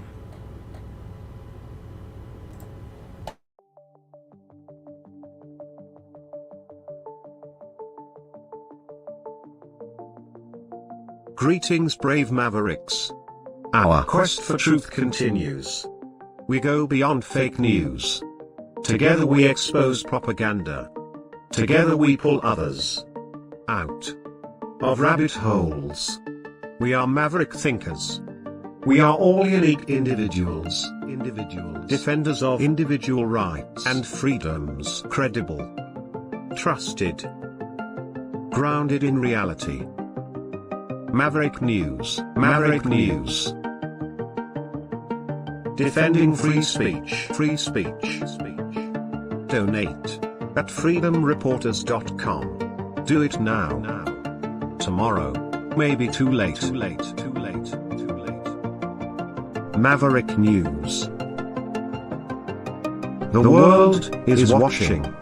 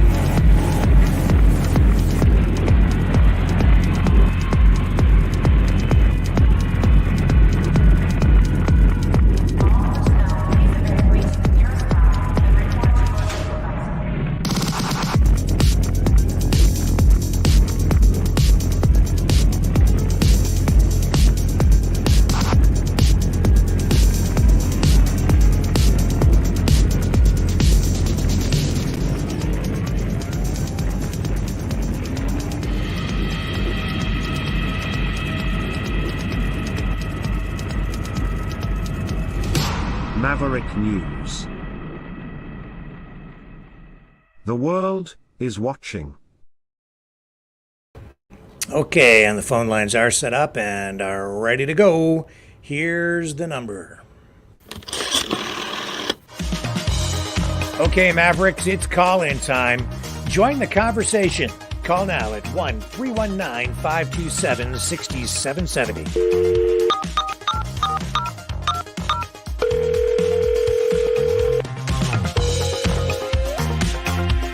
That's 1-319-527-6770.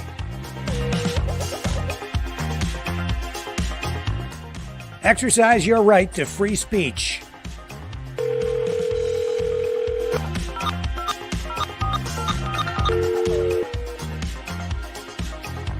Call 1-319-527-6770.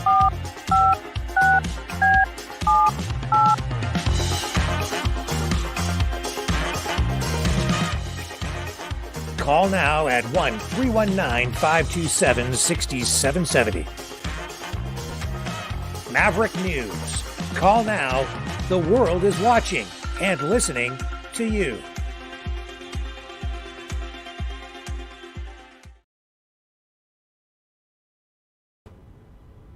Okay, we're ready to go. I think we have somebody on the line. All right, let's take our first caller of the night. Who do we have on the line? Go ahead. Hello? Hello, go ahead. You're on the air. Oh, couldn't hear nothing, Rick. I thought... Okay. Yeah, a little bit of a delay maybe there. John, how are you tonight, John? Oh, good. Yeah. So, you got my cup there, I see. And the aluminum cup, you know? What'd they charge for that at the Scotiabank Arena? Like $100? They were giving those with the beer. So you got a free cup.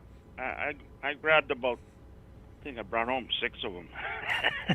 Like, the beers were, I think they were $12 a piece for the beers. Ouch.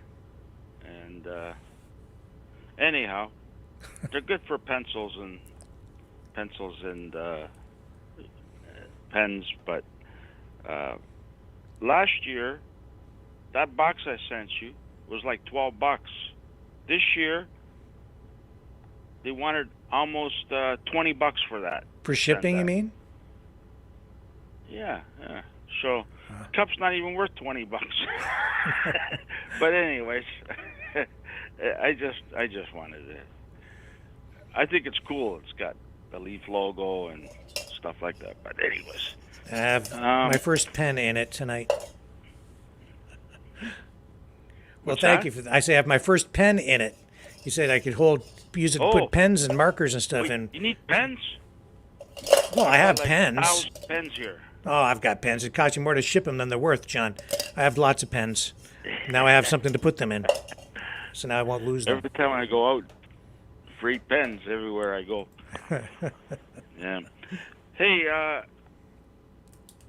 those protests you're showing on TV, you think they're grassroots, or you think they're probably funded, eh? Or maybe some are grassroots and some are funded, or I don't have any inside information. I can only give you my observations. I know that especially early on, we were seeing signs that were professionally made that came out right away, which tells me that those were, organized events. All the years that I was covering, covering a lot of that stuff over the years, you could sort of tell the regular protesters from the people who were just coming up because they were upset about something, because it was always the usual people and pre-made or professionally made signs. They would show up and protest. Mostly those were people on the left side of the political spectrum, but that was back in those days. Things have changed a bit now. You still have those same elements there, but you're getting different political organizations involved now, and you see a lot of the protests are organized, I think, also covertly by unions. That's why they're so good at it, because they picket, they strike, they protest, and they're never in power. So all they do is protest. I called them like professional protesters because they're never in power. They always have something to protest, right? So that's what they do. When you're in power, you don't protest because you don't protest against yourself. Right? But these guys are never in power, so they're always protesting. They're really, really, really good at it. But anyhow, yeah. But who knows? A lot of these are huge, though, right? So I think it's more than that. It's organized protests, but it's fueled by funding, and it's also fueled by organization, and I would call it marketing and propaganda, information warfare.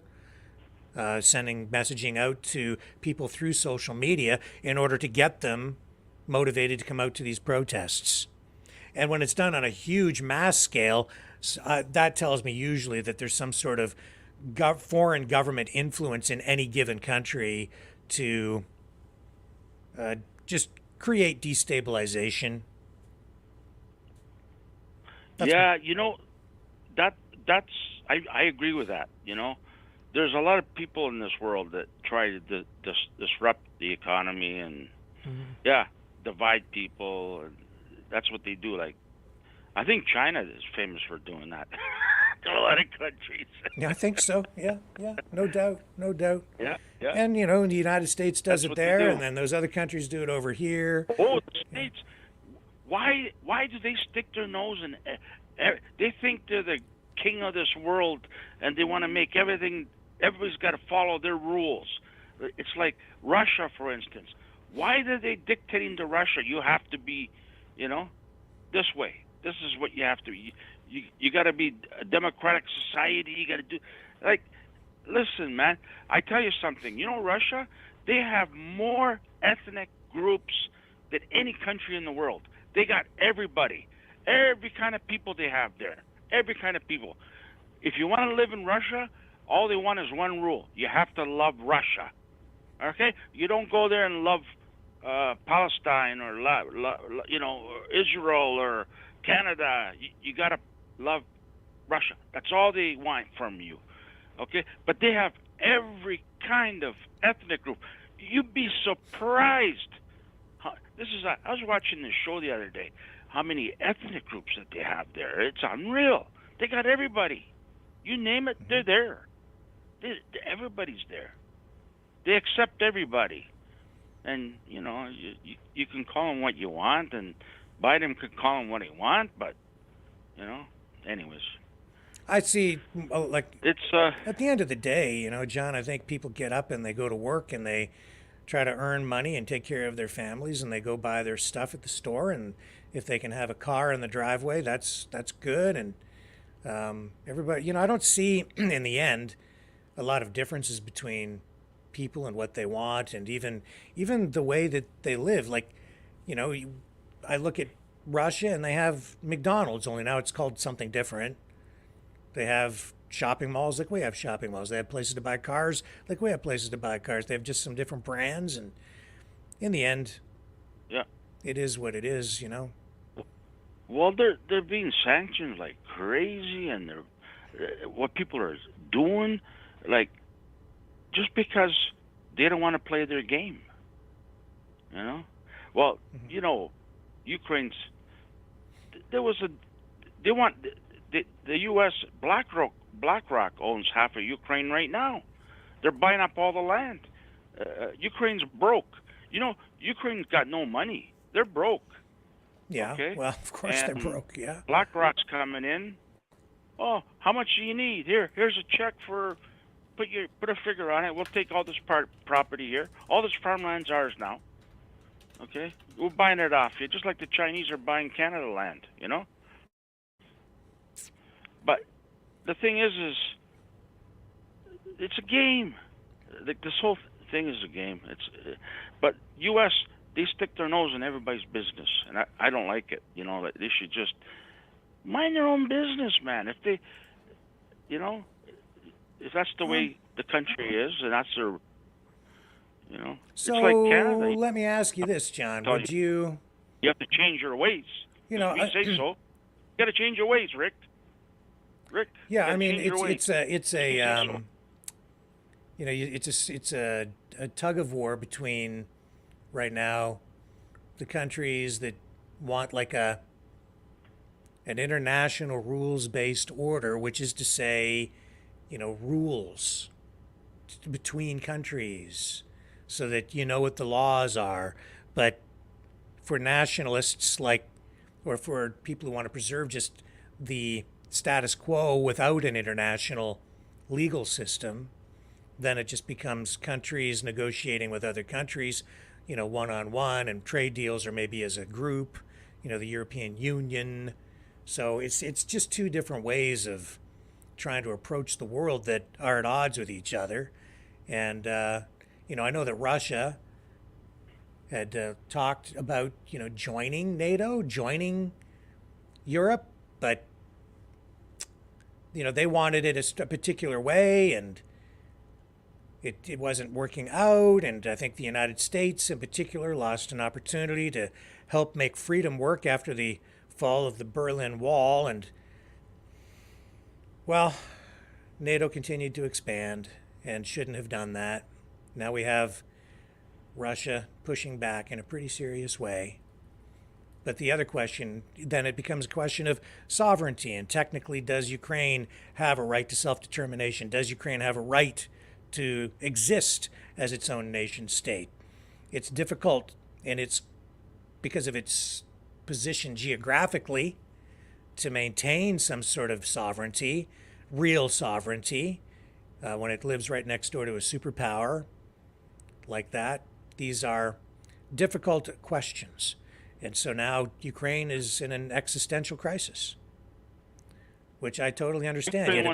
Yet at the same time, I understand that the Russian predicament. They don't want NATO sitting on its doorstep. That's why I've said Ukraine should be a neutral country.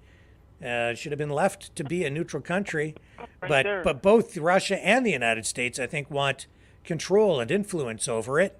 So what does Trudeau say? What does Trudeau say about Ukraine? They want him to be a sovereign? A democratic. What does he say? He wants Ukraine. Yeah, he wants Ukraine to. He'll say that they want it to be a democratic, sovereign nation unto itself. Would it end up really being a sovereign country, or would it just be a puppet state of the U.S.? Probably a puppet state. But if it goes the other way, it'll be a puppet state of Russia. He doesn't mind if they are or not, as long as NATO stays out of there. That's all. Yeah, I think that's right. And I think that's what they should. I think you're right on the money there, John. Yeah. And that's the path. That's the path to peace, right there, that you just hit on. I'm good at figuring things out. There can be a democratic country, just keep not part of NATO. Pay NATO's out. Okay, grow your weed, grow your farms, grow your cattle, make money, and that's it. Take care of your people. What do you want to be in this NATO anyways? It's garbage. NATO's garbage. It's proven fact. Well, you've got Sweden in NATO now. You've got Finland, the NATO list. It's, these are also... How many countries are paying? No, nobody's paying nothing. Well, not what they're supposed to. Hey, what's a free ride? Oh, my God. Yeah, Ukraine doesn't have 2 nickels to rub together. They got to pay. Is he going to be going around begging for money to pay for NATO? Oh, my God. Well, the war there never had to happen, but it has. And now we're in a real pickle, aren't we? But it's a two-way street, and I think that if I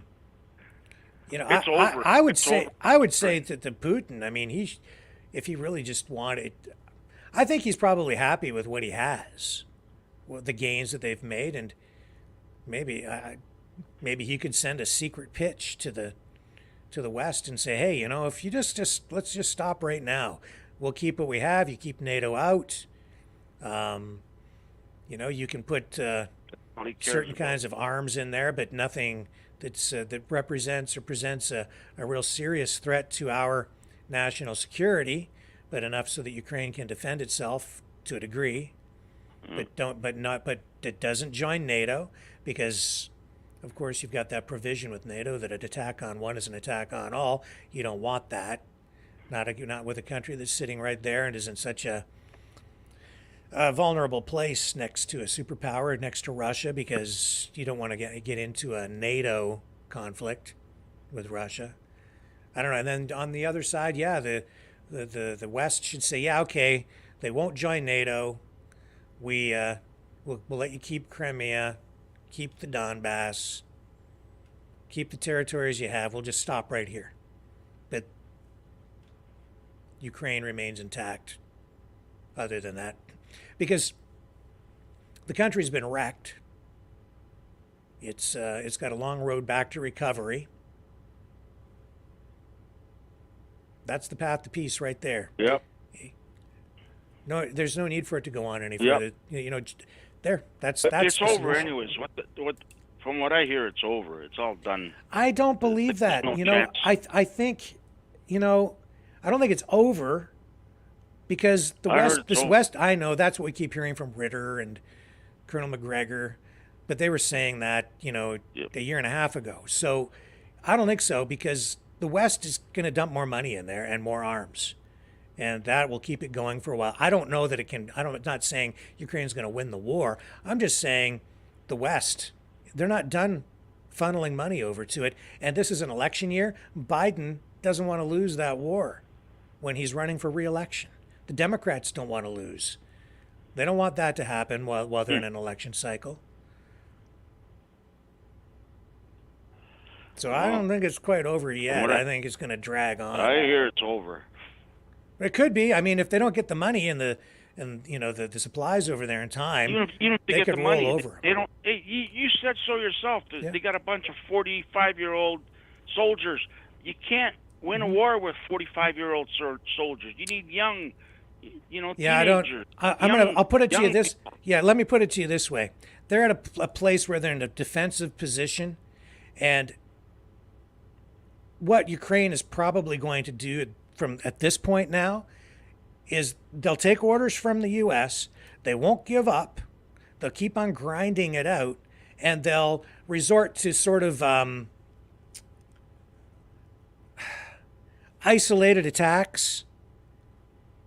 They'll go to more like undercover, covert, special operations to like hit them with like bee stings or mosquito bites, like we saw even overnight again in Crimea. You know, some drone attacks over there just to just cause damage, cause problems. Not to say that it's going to be a really effective. They're going to switch from the ground war to more like I don't want to say, just those kinds of tactics, sabotage, stuff like that. I think that's what you're going to end up seeing. And then it'll be a question of can they hold on long enough for more aid, military aid to come, or foreign aid of other kinds. You're going to see it's going to change from this, munitions-based, ground-based kind of war to more drone attacks, more missile attacks. That's why you're seeing this commitment to sending, I don't know how many, a million drones or something like that.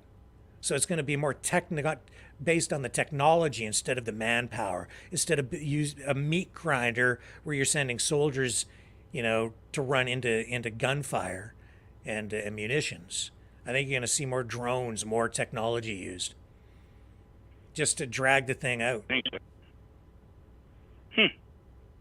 That's me as a layman, Well, and I'm who am I, right? I'm not a military expert. I just follow politics a little bit, and as I look at the money, I see the ramp up of munitions manufacturing that has been taking place over the last year in the U.S. to make more shells and things like that. I see the commitment to sending huge numbers of drones over, huge numbers. That's why I'm saying what I'm saying. That's what I'm basing it on. And if with this $3 billion that Trudeau just committed, that's like a stopgap until they get the Republicans back on side in the U.S. to get that, what was it, $60 billion approved in funding. But that could be weeks away. Now, if Russia's smart, if Putin is smart, he would go in there like a steamroller right now and just go and just end it, right? If he was really smart. And he is smart. But does he want to do that? I don't know. Depends on what his real objectives are. So, I'm looking at this map. Yeah. I'm looking at this map, and around Donbass, the Donbass, whatever. That's where all the fighting is right now. Yeah. There's a lot of fights, and then there's a lot of NATO's already in there. They got pretty well you got Britain, France. They're all there. Italy. But who said that? Great Britain. they're saying it's not called Great Britain no more. It's called Britain. It's not great anymore. They're saying. Okay. But it could explode. You're right. You know, you could be right there, Rick. Yeah, I could be wrong too, John. It'll be very easy for me to be wrong. Very easy. I don't know. Hey, listen. On the Rumble there. Yeah. You know the thumbs down? Yeah. Okay. There's 3 wankers who thumbs down. Do you know who they are? The 3 wankers? I don't know. I think I know 2 of them. Okay. I think I know 2 of them, anyways. All right. But you don't know who they are. You can't see that you're in, can you? No, I know. And I don't even look to see who gives me a thumbs down. If they want to give me a thumbs down, they can. 3 wankers did. 3 wankers? Okay. You got All up right. there. Good. You got 42 thumbs up. Oh, now you got 5 wankers. I refreshed it. Oh, there's 5. Oh, there's 2 more. Anybody? I'm looking now. Now you've got my attention. Can we go for 6? We have 5. Go for 6. Go for 5. Go for 6. 6 thumbs down. 6. And can we go straight to 7? Come on. Go. Going for 6. Going for 6. 6 thumbs down. No, I don't know. I don't know. Kind of clicking on it here. I just gave myself a thumbs down.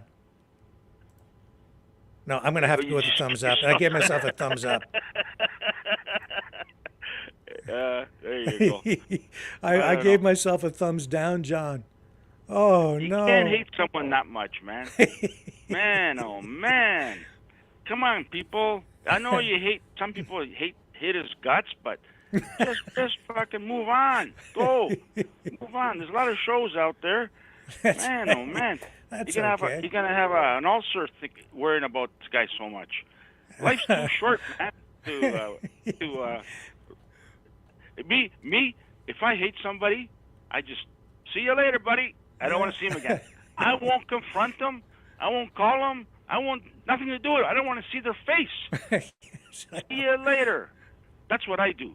But some people, they have to harp and complain and complain. I won't even talk about the person unless they bring it up.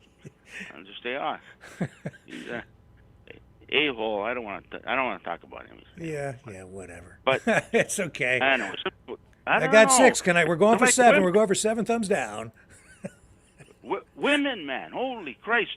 You get on our bad side with a woman, they'll bring this stuff back up 10 years ago. They're running and rub it in your face. They're like evil. You know what I mean? Oh yeah. I just kind of laugh and shake my head, and I go, "Really? 10 years ago?" Well, look, man. Like I know. And I've had people messaging like, "Rick, I can't get through to you on Facebook." Yeah, I know. I've been telling you here for like yesterday. They managed to get our Facebook page taken down. These people who hate us. So I don't have Facebook anymore. They had a whole campaign on. Did you figure out how that happened or what? Yeah, I know exactly how it happened. I do. I've had some people telling me exactly what's been going on. I know exactly who it was, and I know how. So I don't have Facebook. Okay. And they're like, "Rick, I can't message you." Yeah, I know. I'm sorry, guys. I can't even message back to tell you why you can't message me. It's because I have no access to the Facebook pages. They're still like there, but people have minimal, can't really see them and stuff. And I have 0 access. I can't, like, it's blocked. Facebook has cut me right off. I can't post. I can't even see Facebook. I can't go on Facebook at all. I can't even get on Facebook, let alone message people back or post anything. I have 0 access. I'm banned for life. For on life? Facebook. For life. That's what the messages are. Permanent ban. Not allowed to be on Facebook. Good job. Serious? Oh, yes, I am serious. I'm 100% serious. Man. Here. No one. When I started this computer business about 30 years ago, 35 years ago, Rick, I was hooked to Facebook. Yeah. Back then, oh yeah, I was hooked to Facebook. It was totally different than now. You can say whatever you want. It was cool, right? Mm-hmm. But then all the old fogies started going on there, and I said, I'm out of here. Yeah, Not cool anymore. Here, I just see when I go on Facebook, I just get this now. It's for old people. Yeah, I just get this message that's going to pop up on the screen. That's what I get when I try to go on Facebook. Because I got a permanent ban. So they're saying I can send them an email because I did appeal it. But so now they're saying, okay, we got your information for your appeal. I have to go through a whole process to get my permanent ban removed. I don't know if I'll be successful or not. So that's what I'm dealing with. Well, congratulations on your 500,000 on YouTube anyway. Yeah, that was pretty cool. That was pretty cool. Yeah. Yeah. That's a good achievement. Yeah. You wouldn't get that on Facebook, eh? Not anymore. No. They just smear you. Yeah. So Somebody, that was on just one of our channels. Talk about so Gaza. that was pretty cool. Do we have to? Do we have to talk about? Can we talk about something else? I don't want to talk about it I wish I'd never talked about it ever again for as long as I live. I got just one question. One question. Do you think they're going to settle, make a deal? That's all I got to say. Yeah, I think they will. I think so. Okay, that's all I got to say. Yeah, I think so. I think that Israel knows that they have a big PR problem with this. They shouldn't have gone in hard the way they did. Miscalculation, but I understand what's going on, and I'm trying to see it from both sides and trying to sort of stay neutral on the whole thing. It's just the grossest, most terrible, awful thing I think that has ever happened, and I hate talking about it because it just drags us all down into a real negative place. I hate it. I just hate talking about it. It's awful. You know why that happened? I don't want to talk about it anymore. La la la la la la la. I don't want to talk about it. Like All right. Okay, let's just talk about something else. That's why I did this whole thing tonight, John, with this, because it was like it was just every day, and then I had to talk about it tonight because of all the protests. So I acknowledged that it happened. I showed you what was going on, but I mean, my God, we're not going to solve this here tonight. And we've talked about it. Can we just talk about something else? That English guy with the glasses, that one, you say he's a far right, far left brain. The communist, what did I call him? The far right communist. Yeah, George Galloway. I used to watch a show. Yeah. I watched the show like last week. Yeah. The guy, I like him. I like that. Of course guy. you do. I like what he talked about. I know. Yeah. I know. I figured you ever watched him? I've watched him. You ever watched the show? I've seen him. I don't watch him a lot, but I've watched him. I know who he is. I know what he's about. Yeah. Well, I just seen a couple of his shows. He's got some good, interesting points, and but I like. It seemed like I like the guy. I don't know. Everybody says he's so bad, but he's gonna make Great Britain change the name to just Britain. I mean, he's not so great again anymore. Not so great. I was at a couple nights ago, Friday night, Lee's Palace. It's a bar. It's a big nightclub on Bloor Street there, and this band was there. They're from Australia. They just got here from Australia. They're touring just a little bit here, but they're going back to Germany. They're Germany and all Czech. They're really big there. But I know these guys. I've met them, a dozen times. They know me, and I hung around with them. But man, those Aussies, man, do they like to drink there, Rick? And swear. Oh my God. They were, but they're a lot of fun guys, and they're good musicians. But I don't know. They're staying at Welland. They're staying at some house there for now until they go out to Europe. But yeah, they don't like Trudeau. It's true though. Yeah. No, they don't like them either. I asked them, but yeah. Anyways, it's you know what, Rick? Life's short. Enjoy yourself, because you might not be around tomorrow. The way things are going, you never know what's going to happen, eh? That is right. So, That's right. That's right. So, and I'm surprised you don't have a doctor. Why? What's so hard about getting a doctor? You want me to give you a number where you can just look one up? I already know get that, they in this town, there just aren't any family doctors that are taking patients. They have to take you. Well, I go to a walk-in clinic here. I haven't had a family doctor in years. Yeah, the walk-in clinic, same thing, but you can become a regular there, right? They get you. No, because there's only one walk-in clinic, and it's like a telehealth thing. So like you go in and it's like a video conference, and I talk to a doctor in Toronto over a screen. That's what is available to me here. Yeah. And I have to pay $15 every time I go. I went to my doctor last week. I phoned them up. I said, I'm coming in. Can I come in today? Yeah. I'll be there by noon. Okay. Yeah. Went in there. And I said, I got this issue. I'd like to see a specialist for both. Can you make me an appointment? And I wanted somebody good, I said. I don't want no guy out of school. I don't want like the King Charles cancer quack guy. I want a good doctor. So yeah, I got one called already on Friday or Thursday, and I have an appointment to go in March, and I got the other one hasn't called me back yet. And you know, Rick, I go and I know right from wrong, and like right now I'm on a health binge because a lot of the health issues is what you eat, right? Yeah. It's simple.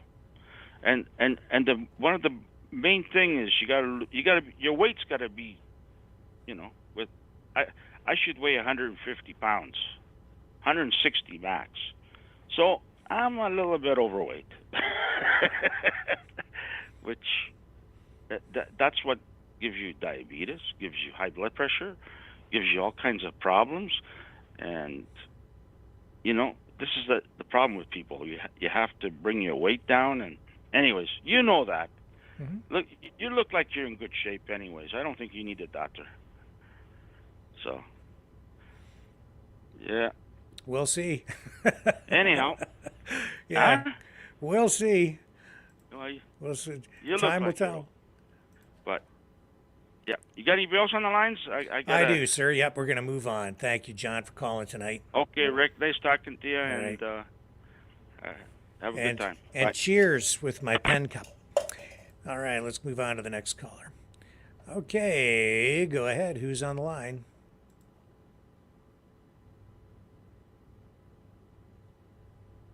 Hello, go ahead. Hello? Hello. Who do we have? Can you hear me? I can hear you. You're a little garbled, but I can hear you. Chris, how are you tonight? Oh, yeah, because you're kind of broken up too here in this call. Yeah. Well, we'll see how it goes. Hopefully the audio is okay. Okay, so I got a question. So this is an international call. So do we get charged long distance fees, or is this still toll free? I honestly, Chris, I don't know. It's a totally new system. It's a 319 number. Yeah, it comes up as an international call. So I suppose it would depend on your phone package now that you bring it up. I don't know. Yeah, and I'm only good for across Canada. I see. Yeah, okay, well, I'll make it quick. Yeah. A couple things here. I was wondering if you could do a show one night and talk about this bill that Trudeau's planning on bringing in, because a lot of people are talking about it. You know, the one where he wants you could be arrested if you think you're gonna, if someone thinks you're gonna hate speech in that, there's a lot of people really concerned about that. Like it's like almost at the top of everybody's mind right now. It's very scary. Yeah, this is the Online Harms Act, which I did mention it a couple of times in the past week. I know what you're talking about, yes. Yeah, so a lot of people are, you know, like it's I don't know.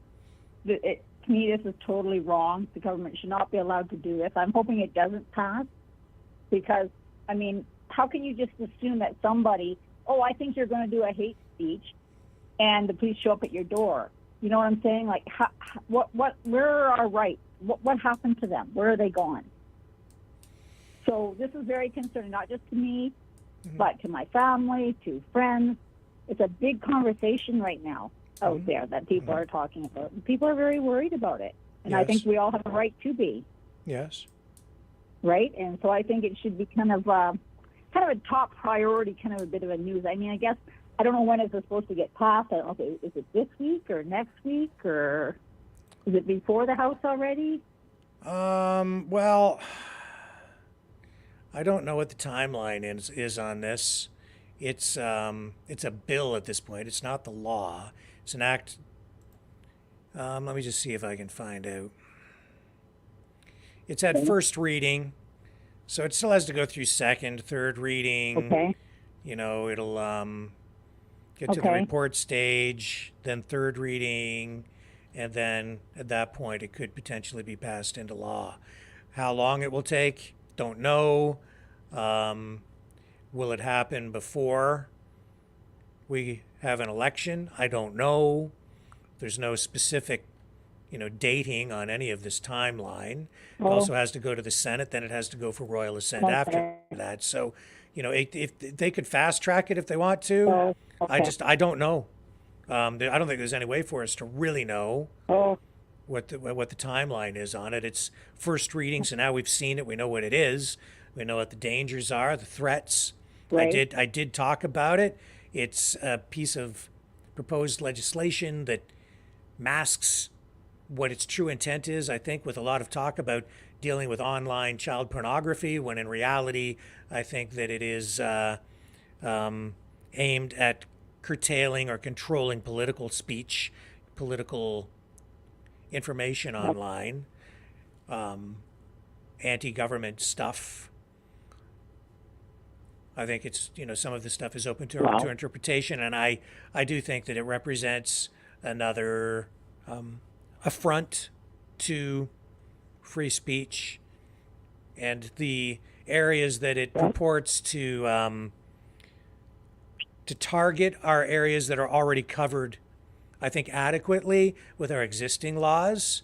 Even the laws that we had a couple of years ago were adequate to deal with a lot of that stuff, before the other pieces of legislation, because we've had two other pieces of legislation pass into law, right? That resulted in news content being taken down on Facebook, all that stuff, and the ramifications of that and of this are yet to be seen, really, because we'll see how the government ends up using it as a tool over time, as they go after people or, target somebody or charge somebody. Who knows how they'll actually put it into action. So I share your concerns. Wow. Absolutely, as someone in media. Yeah, he does definitely. Yeah, well, they're definitely trying to silence us. And, I had someone say to me the other day, well, if this has got to do with hate speeches and stuff like that, then the first person that should be arrested should be Trudeau, because he started it with the truckers and hasn't stopped since, if you think about it. Oh, no question. I mean, Right? there's on the Convoid. That's the thing. Like, what constitutes hate speech? How do you define it? And we've seen the government itself. We've seen Trudeau stand up there and spout off with language that could be defined that way. Yeah, it's awful. And as far as doctors goes, so we have two little clinics in our town here, but we have doctors leaving, and so other doctors have to take on the patients. So now you're at almost a 2 month waiting period or more to see a doctor here. So it's getting, a lot of doctors are leaving. Are you talking just 2 months to see a family doctor? 2 months to get in to see a family doc? Yeah. Wow. Yeah. So when I make appointments with my doctor, I have to make them.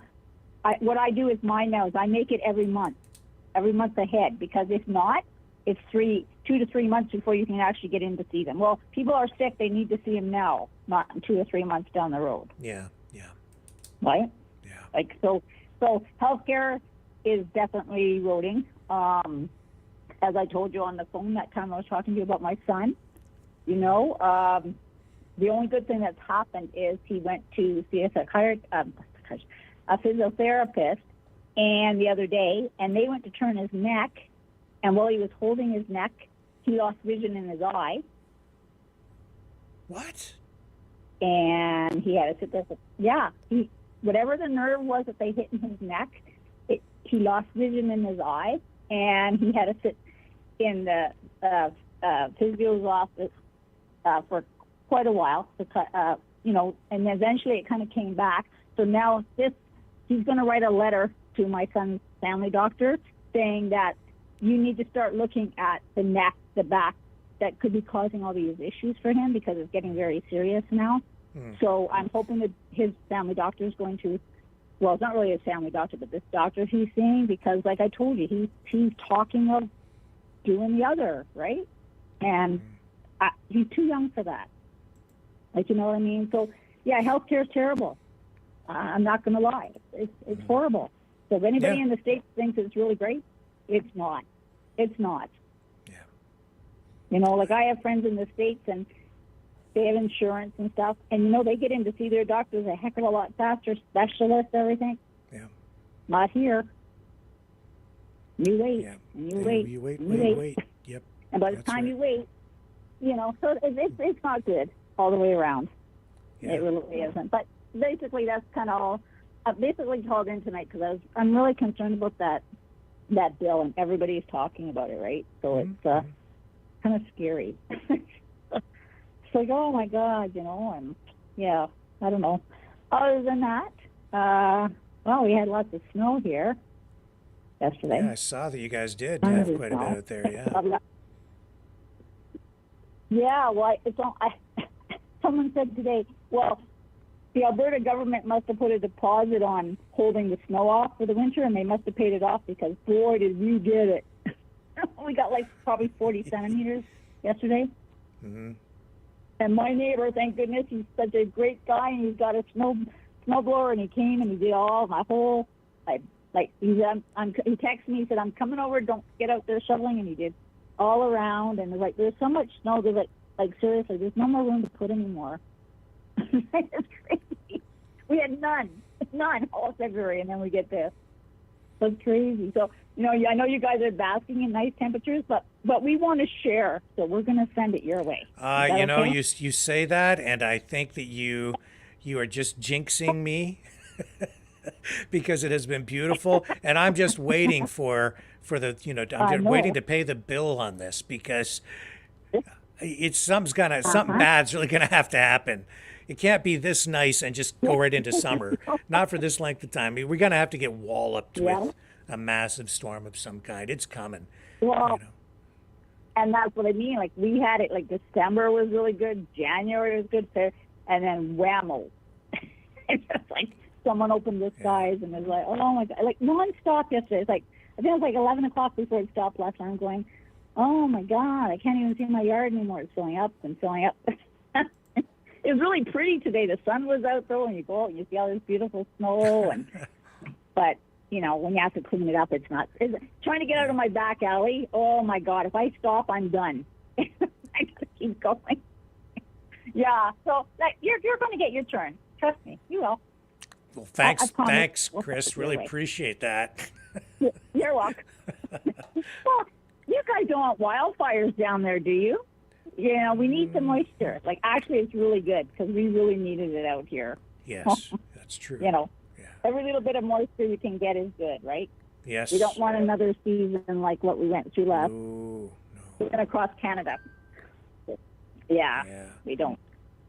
So, I mean, I know you guys got lots of rain down there in certain areas, and then that's good too. That's all good moisture. Yeah.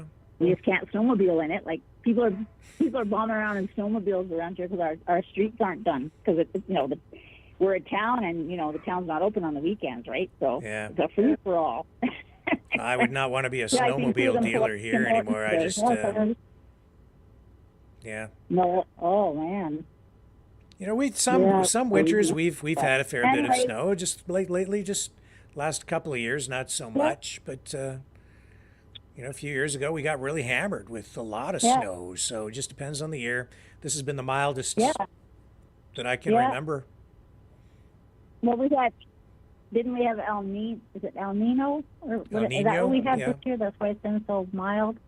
Yeah, is that what we had? And then the other one's the nasty one that gives you lots of nasty weather, right? What do you mean? I don't know what the name. Yeah, whatever. Well, yeah, one gives you nice weather, and one gives you really crappy weather. So, well, I don't know. Either, I guess Yeah, well, hang in we're there. In March and spring's coming, so. Yeah, spring is coming. Oh yeah, we'll survive. Yeah. It is. All right, Rick, I'll let you go. But yeah, so if you hear any more, definitely on that bill, please let us know what's going on. Yep. Yeah. I mean, if you wanted, we could go over it. If it just, sometimes that stuff gets a little dry as you're reading through a bill and trying to analyze it, right? Well, but I did look at it a bit the other night. I just didn't want to drag on about it with people and put them to sleep. Yeah. But it is a major concern. I understand. Yeah, I understand. But yeah, I just think a lot of people aren't really sure what's going on with it, or they're just not fully understanding it. Because I thought it was supposed to be for children, but obviously this is not for the children. Yeah. This is for other things as well, right? Goes beyond that. Not good. Yeah, it goes beyond. And that. one last thing, my last thing: does Trudeau deserve what he got? As much as I'm against all this Palestinian and all these protests, I think it's hilarious that they never got to go to the reception. It looks good on him because he's letting these continue. He's not doing nothing about it. So it's on him. Well, it is the federal government's policies that have brought us to this point, I would say. Yeah. No question. Yep, and the police aren't doing nothing about it. Yeah, you don't see them really stopping them. So, Anyways, Rick, you have a good night. We'll talk to you later. All right. Thank you, Chris. Okay, folks. Bye-bye. Take care. See ya. All right.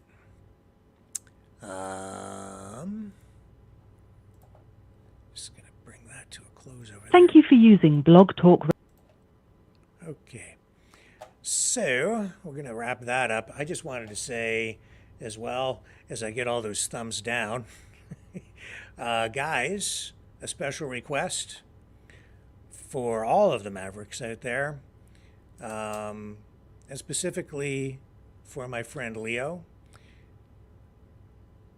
As you go to his channel or you interact with him in the other chats, watch over him, take care of him. He's our friend. Still. Enough said. See you guys back here tomorrow night, 6 p.m. Eastern Standard Time. On the flip side.